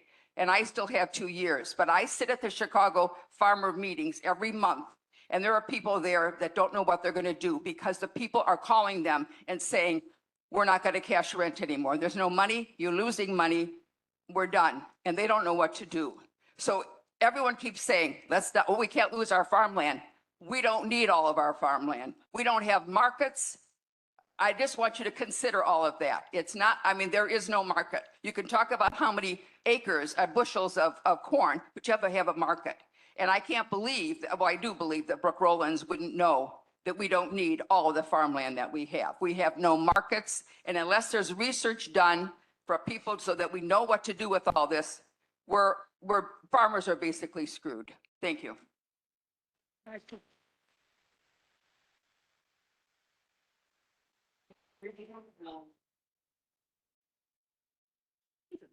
Hello, my name is Mike Honeyodis. I'm a union carpenter for over 10 years, and I've worked all over this county and region. Let me be clear, we support solar, we support clean energy, we support these projects. We want them built, and we want them to be the ones building them. Union carpenters have already helped build clean energy projects across Illinois. We know how to do this work, and we do it right. But this agreement structure shuts us out before we even get a chance. It's not about capability, that's about access. We're not opposing this project, we're just asking to be a part of it. Because the clean energy future should include the people who live in these communities where they're built. Thank you. Thank you. Ma'am, you're next. Good evening. My name is Kelly Baltus, Clerk of Manhattan Township. On behalf of the township and our residents, I am here to urge this committee to strongly encourage Earthrise to meet the standards outlined in our solar energy facility development resolution should this application be approved. We have submitted this resolution to the Land Use Committee multiple times, most recently on March 23rd in direct response to this special use application. These standards are designed to protect the rural character of our community and the quality of life of our residents, especially the many non-participating property owners who will face permanent daily visual impacts from a project they had no role in selecting. For these residents, appropriate safeguards are not optional, they are essential. A central concern in our resolution is the need for increased setbacks from non-participating homes, along with appropriate vegetation and screening. Expanded setbacks and thoughtful aesthetic treatments provide meaningful visual buffering, reduce land use conflicts, and help preserve the agricultural landscape that defines Manhattan Township. These measures are reasonable, protective, and consistent with the expectations of a rural community. At the same time, we recognize the broader context. Across Illinois, the transition to renewable energy is accelerating, and solar power plays an important role in the state's clean energy strategy. Many rural residents, including those in our townships, are not opposed to renewable energy. Solar can offer real benefits: stable lease income for farmers, construction jobs, tax revenue, and clean power. But the debate in rural communities is no longer just about renewable energy. It is increasingly about who gets to decide how local land is used. With the passage of SB 25, significant authority has shifted away from local governments. Counties and townships must approve large-scale solar facilities if they meet state criteria, even when local officials identify concerns about drainage, farmland preservation, infrastructure, or proximity to homes. Long-standing local ordinances that once provided stronger protections have been overridden. For communities like ours, this represents a fundamental shift. Residents who have invested their lives in building rural communities worry not only about one project, but about the precedents that is being set. Solar installations can remain in place for 30 or more years, and longer than many zoning plans are written to consider. and they shape land use patterns for generations. None of this means Illinois should abandon its commitment to renewable energy, but progress should not come at the expense of local voices. Rural communities understand their land, infrastructure, and long-term development needs better than anyone in Springfield. When local authority is weakened, residents feel that decisions affecting their homes, farms, and futures are being made without them. This is why Manhattan Township continues to advocate for balanced, respectful development. Although state laws limit our ability to enforce a local requirement, we still have a responsibility to speak for our residents and to ensure that large-scale energy projects are compatible with surrounding communities. And I will make a side note that Manhattan Township did have a meeting last week with Rob from Earthrise, who very plainly told us that if we would play with him before this application and come to certain agreements, he would be much more applicable to meet our requests than he would be if this application is approved. Thank you.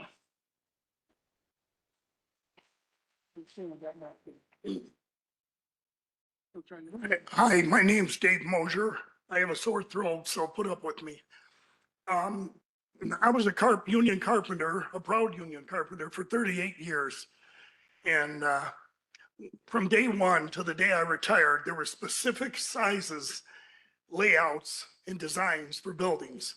Not maybe we're going to put landscaping here. It could look like that. I never had a job where I could just, maybe it's going to look like that when I'm done.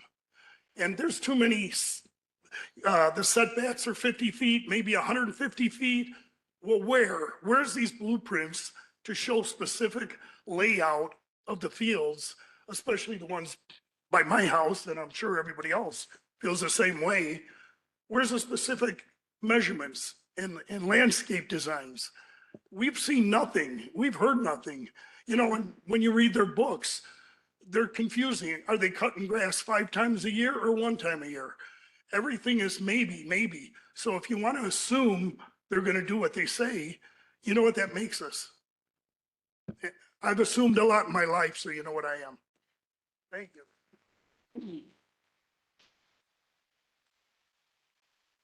Okay, Tim Shanahan from Manhattan Township. Here we go again. 5 years ago, it was the warehouse invasion. A month ago, we had the data invasion, which was approved, and it's solar today. And I remember back to the controversy on the warehouses that the objectors were saying that the problem was going to be traffic, it was going to be pollution, and it was going to be noise. And guess what? They find out that it's traffic, it's pollution, and it's noise. So as a resident of Manhattan Township for over 42 years, I have a few main objections. First is the location, which is 100 yards from my house and is going to have, regardless of what the real estate guy said, a negative effect on home values in the area. At the warehouse meetings, North Point had a real estate appraiser very similar to this and actually said it possibly could increase the value.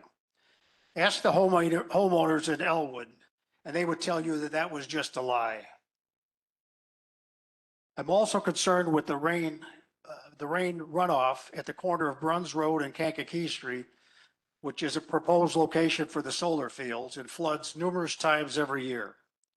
Has a study been done to determine the runoff of these 6,000 acres? Has a study been done on the location of miles of farmland tile, of which some is over 100 years old? And they're talking about how they install the panels. Well, the farm tiles are running all through the fields. And when they're going to go ahead and drive these I-beams into there, you won't know that you've hit a tile until it rains and the tile backs up and they flood. And here's another thing. You've got the panels in place. How are you going to find out that you do have a bad tile, and how are you going to get in there in the midst of all those solar panels to go ahead and repair them? Also, has a study been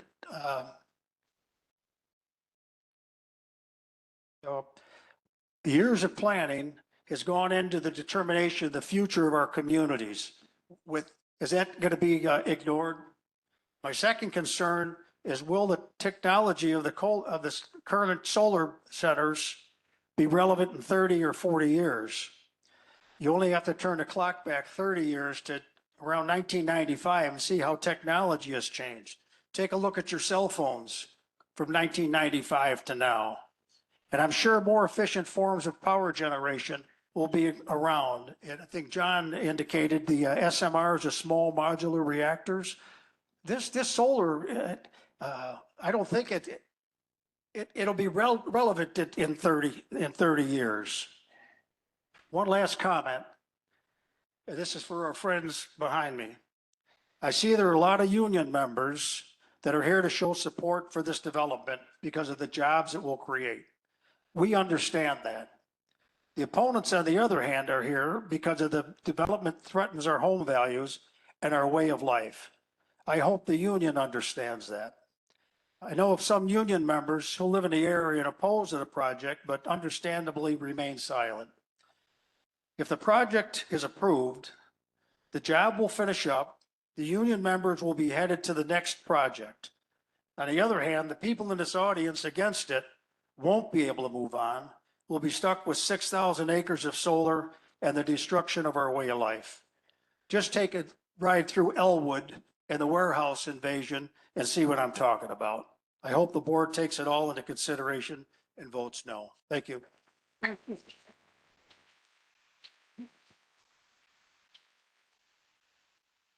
Hello, my name is Larry Colash, and I'm here to remind you I was here last time. And I'm a resident of Naperville and Will County for 30 years. In Naperville, we have 140,000 people that burn about 1.2 gigawatt hours a year. We have a capacity of 340 megawatts that are needed to keep that community operating. And we're currently under a contract that supports this energy need using coal power, 80% coal power. It emits, we pay into a Prairie State coal plant, which is the #1 polluter in Naperville. It generates more pollution than any other power station, any other single source in Illinois. You wonder why it is that you can't eat the fish in your streams? It's because pollution from our coal power plants. Mercury. We don't want to do this anymore. We want to get out of the coal plant, and the only way that's going to happen is if there are alternatives, and renewable energy is the form that we're looking for. So I recommend, and I know I empathize with the people here who are not the landowners. They're not the ones who will benefit from the installations, but I know Naperville will.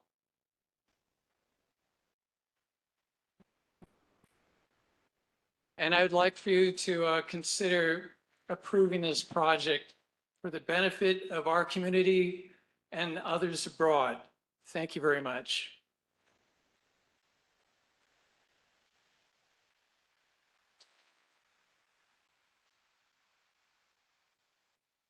Bill McGrath, I'm a representative of Manhattan Township Board and a resident of Manhattan Township. Wait 1 second.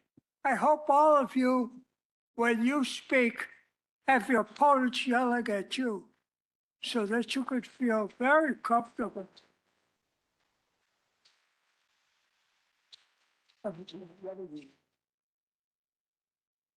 As a member of the Township Board, I respectfully request the Planning Commission to delay this proposed solar project. Will County staff has been looking at this project approximately a year longer. As an elected Township Board member, I feel that we as a board cannot make a decision in a short period of time that we have been given to review the full scope, the specific details of the development to make a decision as what's best for the citizens of Manhattan Township.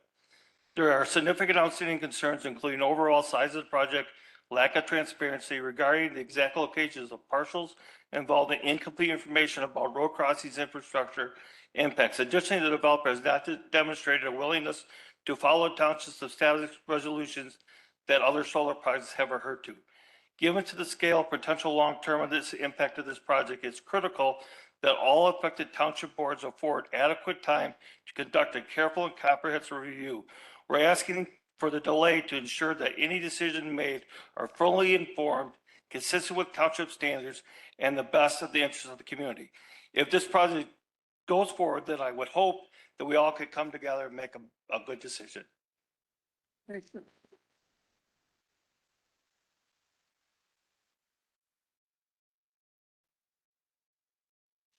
You guys really have been transparent. None of us saw you coming. Handful of years back, working quietly, gathering up land all around us. We didn't know. I'm a 100% disabled veteran, and you're going to surround my serenity with solar panels. I don't want that. In front of me, behind me. This is the land I grew up in, the land I came back to, and this is where I wanted my peace. You never once asked me, my wife, my neighbors. That's how you should have done it. That's how I would have maybe trusted you. But like I said, working in the shadows, throwing money at all our townships, bribing. That's not somebody I trust. Shouldn't be someone any of us trust. You come straight to us, talk to us face to face. None of y'all said it. Y'all don't live anywhere near solar panels. As a matter of fact, it's a privately owned corporation. Where's the owner at? Bring them front and center. Well, that's right, he can afford it, right?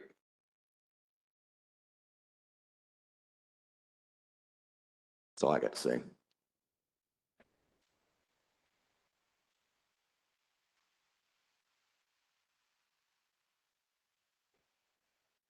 Good evening. My name is Jim Walsh. I'm supervisor with Manhattan Township.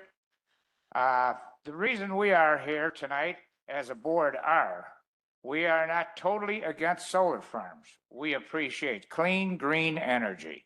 It is surely the best way to produce electricity and power. We as a township have had 3 smaller solar projects come to us, and we okayed them. We were able to work and compromise with them and work to create our solar resolution, which this board we've brought to a couple of times, and they have agreed to work with us and made it feasible that these could be put in Manhattan Township. The problem we have with Pride of the Farm Solar Earthrise is that it is just too darn big. 6,000 acres that stretches probably almost 10 miles. I can't believe that we are even saying these numbers. If you would have told me this a year ago, I would have said something's wrong. It can't be 6,000 acres. As I said before, we are not totally against solar. We certainly are not against union labor. We certainly are not against solar farms, but of all, we are not against farmers. They have been the backbone of our township economy forever.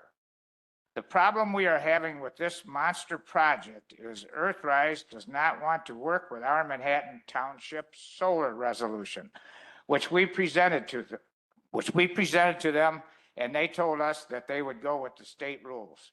We created this resolution to be able to have answers and solutions for our residents.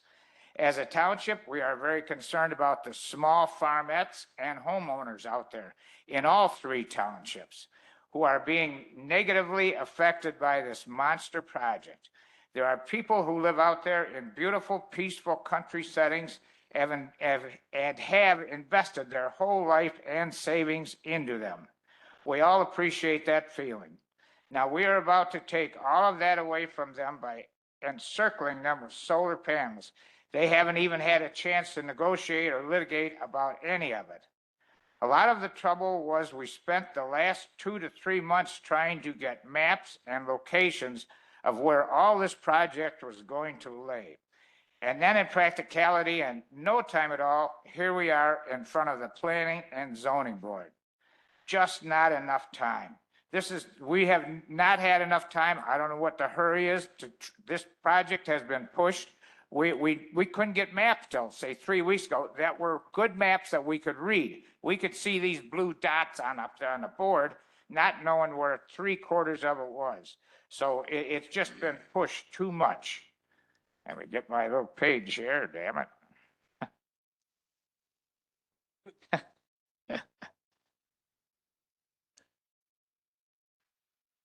Okay, we realize that the state has put us all in this terrible trick bag. They basically eliminate any significant decision making a local government input on a lot of very important concerns. So on behalf of the Manhattan Township Board, because we cannot do any negotiating, we feel that this must go back to the state. We want the state to change their mind. It's not we, and hopefully you as a board will turn this down so that we can get the state to know that people do not like these rules and that we need more negotiating with these solar farms. So we as a board, Manhattan Township, ask you to turn this project down. Thank you.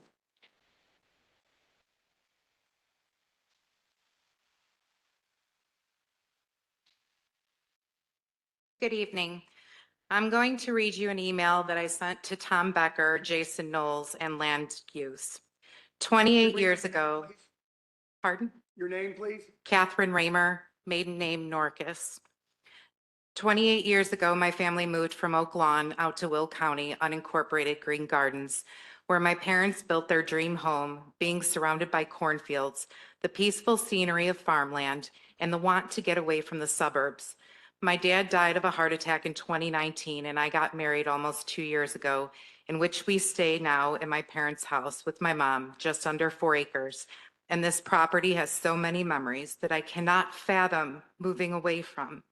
About a year ago, we started seeing people coming out to the fields around us, land surveyors and people that were under do not disclose contracts. Couldn't give us any information. We weren't being nosy neighbors, but it was just to be on the lookout and looking out for our neighbors. They basically stated that they can't tell us anything as to why they were out there, and now it has become the known fact that it was Earthrise wanting to buy up the land or bribe the farm owners to buy the land or lease it to create all these solar fields. It's going to destroy everything around us and trying to industrialize this beautiful farmland. Earthrise, among other companies, keep trying to tell people it will not change anything, but in fact, it will change every single thing from property values decreasing. Because let's face it, if somebody wants to sell their house, are they really going to want to move right across the street or have a solar field right behind them or data center? The animals that are used to roaming the fields or using the cornfields as homes during spring and summer months, they'll not be able to do so because the fencing will cause them to go on main roads, causing accidents or more. The birds will see the panels as a reflection, thinking it's water, and fly into them. What happens when severe weather rips through the solar field and the panels go flying over, destroying our houses? The owners would then have to file a claim through our homeowners insurance to cover the damage. Is Earthrise going to pay our deductibles? What about the people that suffer from chronic illnesses, that have hypersensitive hearing like myself, or eye problems that are super sensitive to any types of glare that will drive a person mad, hearing the humming or the chaos that will happen for well over a year to 2 years about the construction, the traffic, the noises, the roads getting destroyed? No sleep at all for the people that have to work nights that need quiet during the day. My house is right in the middle of what is proposed to be 2 huge solar fields to the north and to the south. No more looking across the street, literally watching the corn grow, or the deer or the coyotes going through the fields, or the eagles flying overhead looking for food. We desperately all need to find a way to get these companies out of here. If they truly wanted to help, then they would realize they're destroying our land instead of helping. They could have gone door to door asking people to put them on their roof or find some other kind of way, but they came like a thief in the night. Our area is not in need of these data centers, solar fields, or thousands of acres. They're merely wants. These companies just want to make the money. They don't care about us. They offer the farmers millions of dollars for their land because they're taking advantage of their age, knowing that they will not be able to farm much longer. But what happens to all of us when we're surrounded by these? We don't get compensation for for any of this. We're told basically live with it or move. I'm 43 years old and I was able to go without AI, high-speed phones, all these streaming devices. The world doesn't need to change overnight. What we need is to have transparency, and Earthrise is not giving that for any of us a chance. I just want to thank everybody for taking the time and think about the simplicity of life in which we need to strive to get back to, not ruin the world by taking away the land that'll put food on our tables. Because let's face it, this is going to be tied up for 30 years in which our children still won't be able to do anything with. Please give Will County and all of us that are opposed to solar a chance and send them on their way. Thank you so much.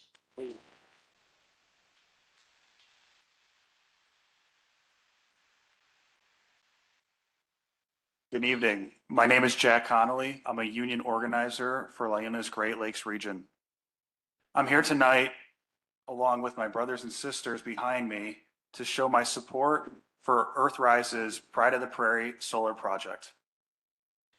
I will be keeping it brief just due to the time constraints and just saying a few words about Leuna and what we bring to this project.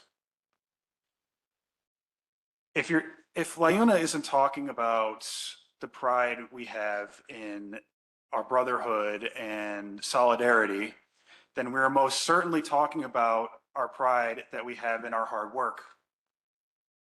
We have around just a little over 2,000 active and trained members here in Will County, and they are very excited to have the possibility of working on this project. We make sure our members are trained to the highest of standards, not only in general construction and safety, but now in solar. And we are excited to show that hard work and put it to use. Thank you for your time tonight.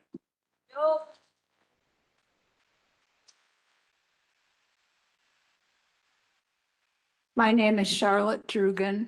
I was here 2 weeks ago. I just want to follow up on some things I said 2 weeks ago. I want to address the people here and say, be careful for what you're wishing for, because these solar farms may be one of the things that helps you save your farmland. I live in Bolingbrook. 61 years ago, I moved out from Chicago and had the exact same experience you're talking about. A few houses, idyllic farmland, quiet, clean air, the whole 9 yards. Now we are inundated with noise, pollution, trucks, warehouses, every single thing you could think of that came from hell. 20 years ago, they came and they got the farmers in Elwood, some by coercion, some by money, to give up all their farmland. Okay. And you see what happened to Elwood. Okay. Now you have Warren Buffett and his railroads in there. The farmers are gone. The land is destroyed. So I understand there's still somebody that wants to build an airport around your area. That's going to be another big polluting, massive problem. So you could lose everything that you hold dear, and maybe the solar farms will be a help instead of a hindrance, because we need clean energy and we need to not have the farmland that exists right now totally destroyed by the big business that everybody's concerned about. Thank you, Charlotte. Thank you. Thank you. Good evening, Chair and Commissioners. My name is Dan Wexler. I'm a Will County resident. I'm here on behalf of the Indiana, Illinois, Iowa Foundation for Fair Contracting, representing Operating Engineers Local 150 and our signatory contractors. I'm here tonight with one clear and simple message: approve the Pride of the Prairie 600 megawatt solar project. This project comes at an extremely important time for Illinois as energy demand continues to grow and the need for reliable in-state generation is becoming more immediate. This project is a tremendous win for Will County, creating hundreds of high-paying, highly skilled construction jobs that will put real money into the pockets of local families.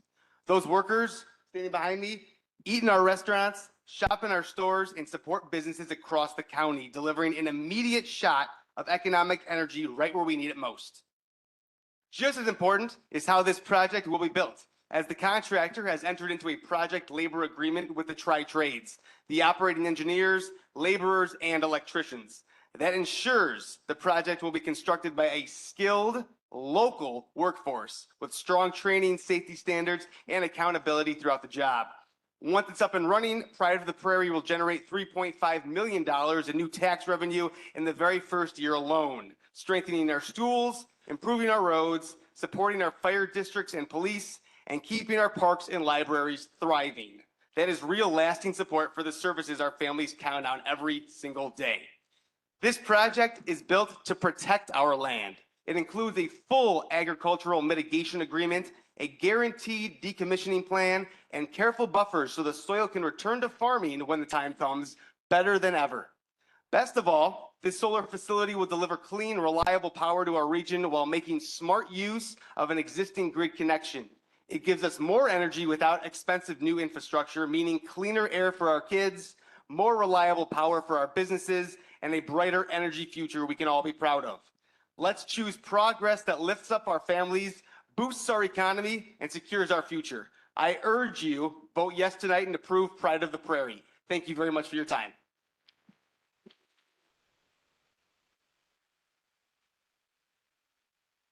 I have been reminded that the chairman wishes to wrap this up at 9:30 and we would go into a recess until tomorrow. So unfortunately, you all may not get to speak, but I'm not telling anybody they have to sit down. Go ahead. Good evening. My name is Mark Feck, and I am a farmer. We own about 600 and some acres in the eastern part of the Will County, another 300 acres in the western part of Will County. I appreciate y'all showing up, staying. Unfortunately, a lot of your group is gone. But you got to hear it from a farmer's perspective. I'm not a billionaire. So let's to no thing. Things are tough on the farm. Crop prices are what they are. You've heard about the government handouts. We don't want government handouts. We do want the ability to do with what we want with our ground, just like y'all want to do with what you want with your houses.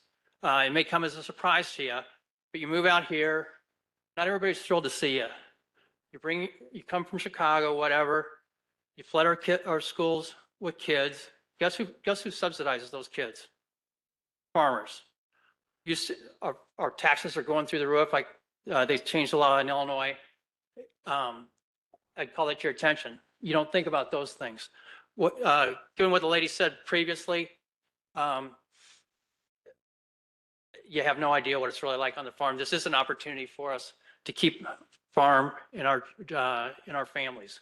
I grew up on a Centennial farm in Western Illinois. There wasn't room for me on our farm in Western Illinois. To the point the person made in Bolingbrook, our family's been raising hogs, a lot of hogs. We could come in to your locale, build hog buildings, and that's the last thing you'd want. You talked about the sunsets and stuff. What happens when a subdivision comes in? Those sunsets are going to go. I think you're going to want to have solar panels. We do have some ground on the western part of the county, a lot where we have sold off 10-acre parcels. Those people want to be away from neighbors. They want solar panels. They want solar panels as their neighbor.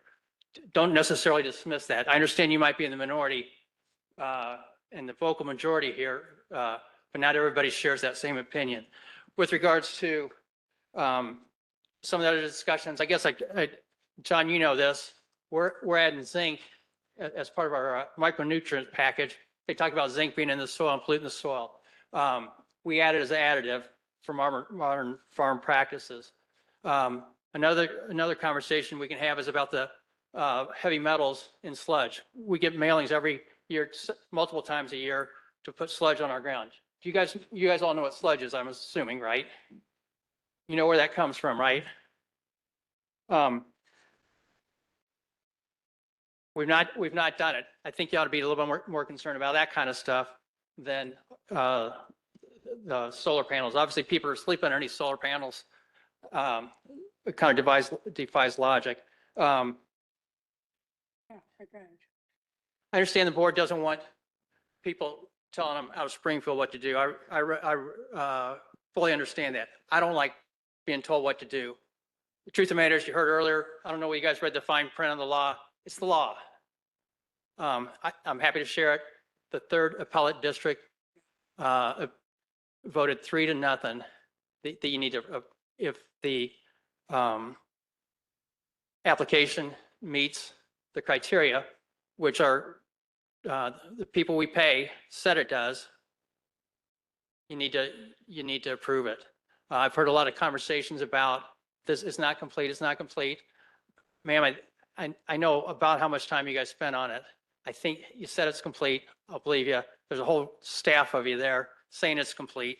So I guess when those people come up, I guess I'd ask for a little more delineation.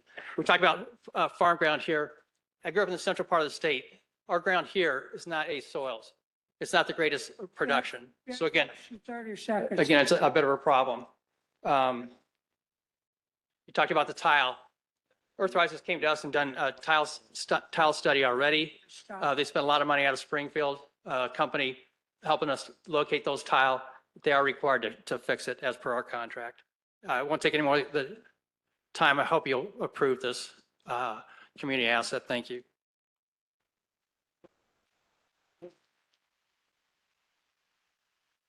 I'm sorry, everybody, but we're going to stop the line now. And we'll resume tomorrow at 5:30, 5:30 to 9:30 again. So we are in the process of public hearing process, and I'm sorry that all of you can't speak yet tonight, but I told you that we were going to firmly end this at 9:30.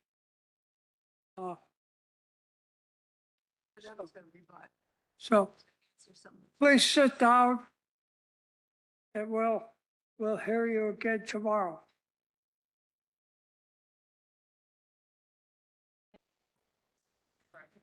The meeting will be held here tomorrow at the same time, 5:30 tonight. John?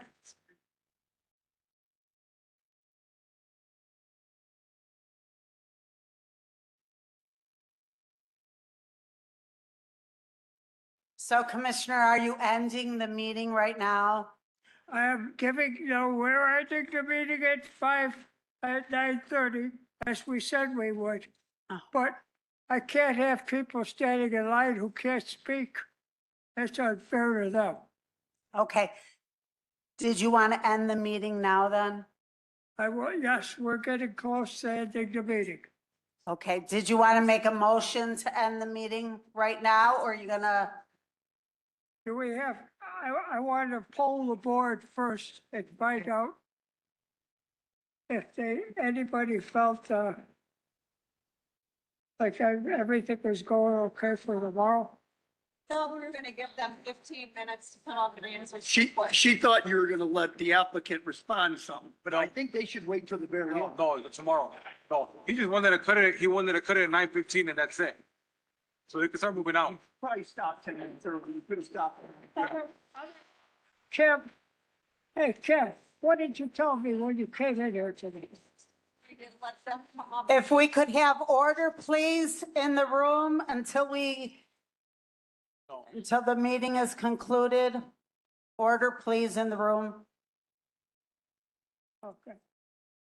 Now, do you have any announcements? I'm sorry? Do you have any announcement? No, if we are going to conclude the meeting, we need to make a motion Yes. for the date and time. Yes. Mr. Chairman, I'd like to make a motion to recess tonight's meeting until 5:30 on Tuesday, the 31st of March. Do I have a second? Second. Same place? In this same room. I'll try to fix my hair. And let's see if they can turn the air down. So a motion has been made by John Kiefner to continue this meeting until tomorrow, Second. March 31st at 5:30 PM. Same place, second floor Renaissance Room. And that's second by Louis Navarette. All in favor? Aye. Aye. Are you leaving on the paper? Any opposed, same side? So, Oh, that was fun.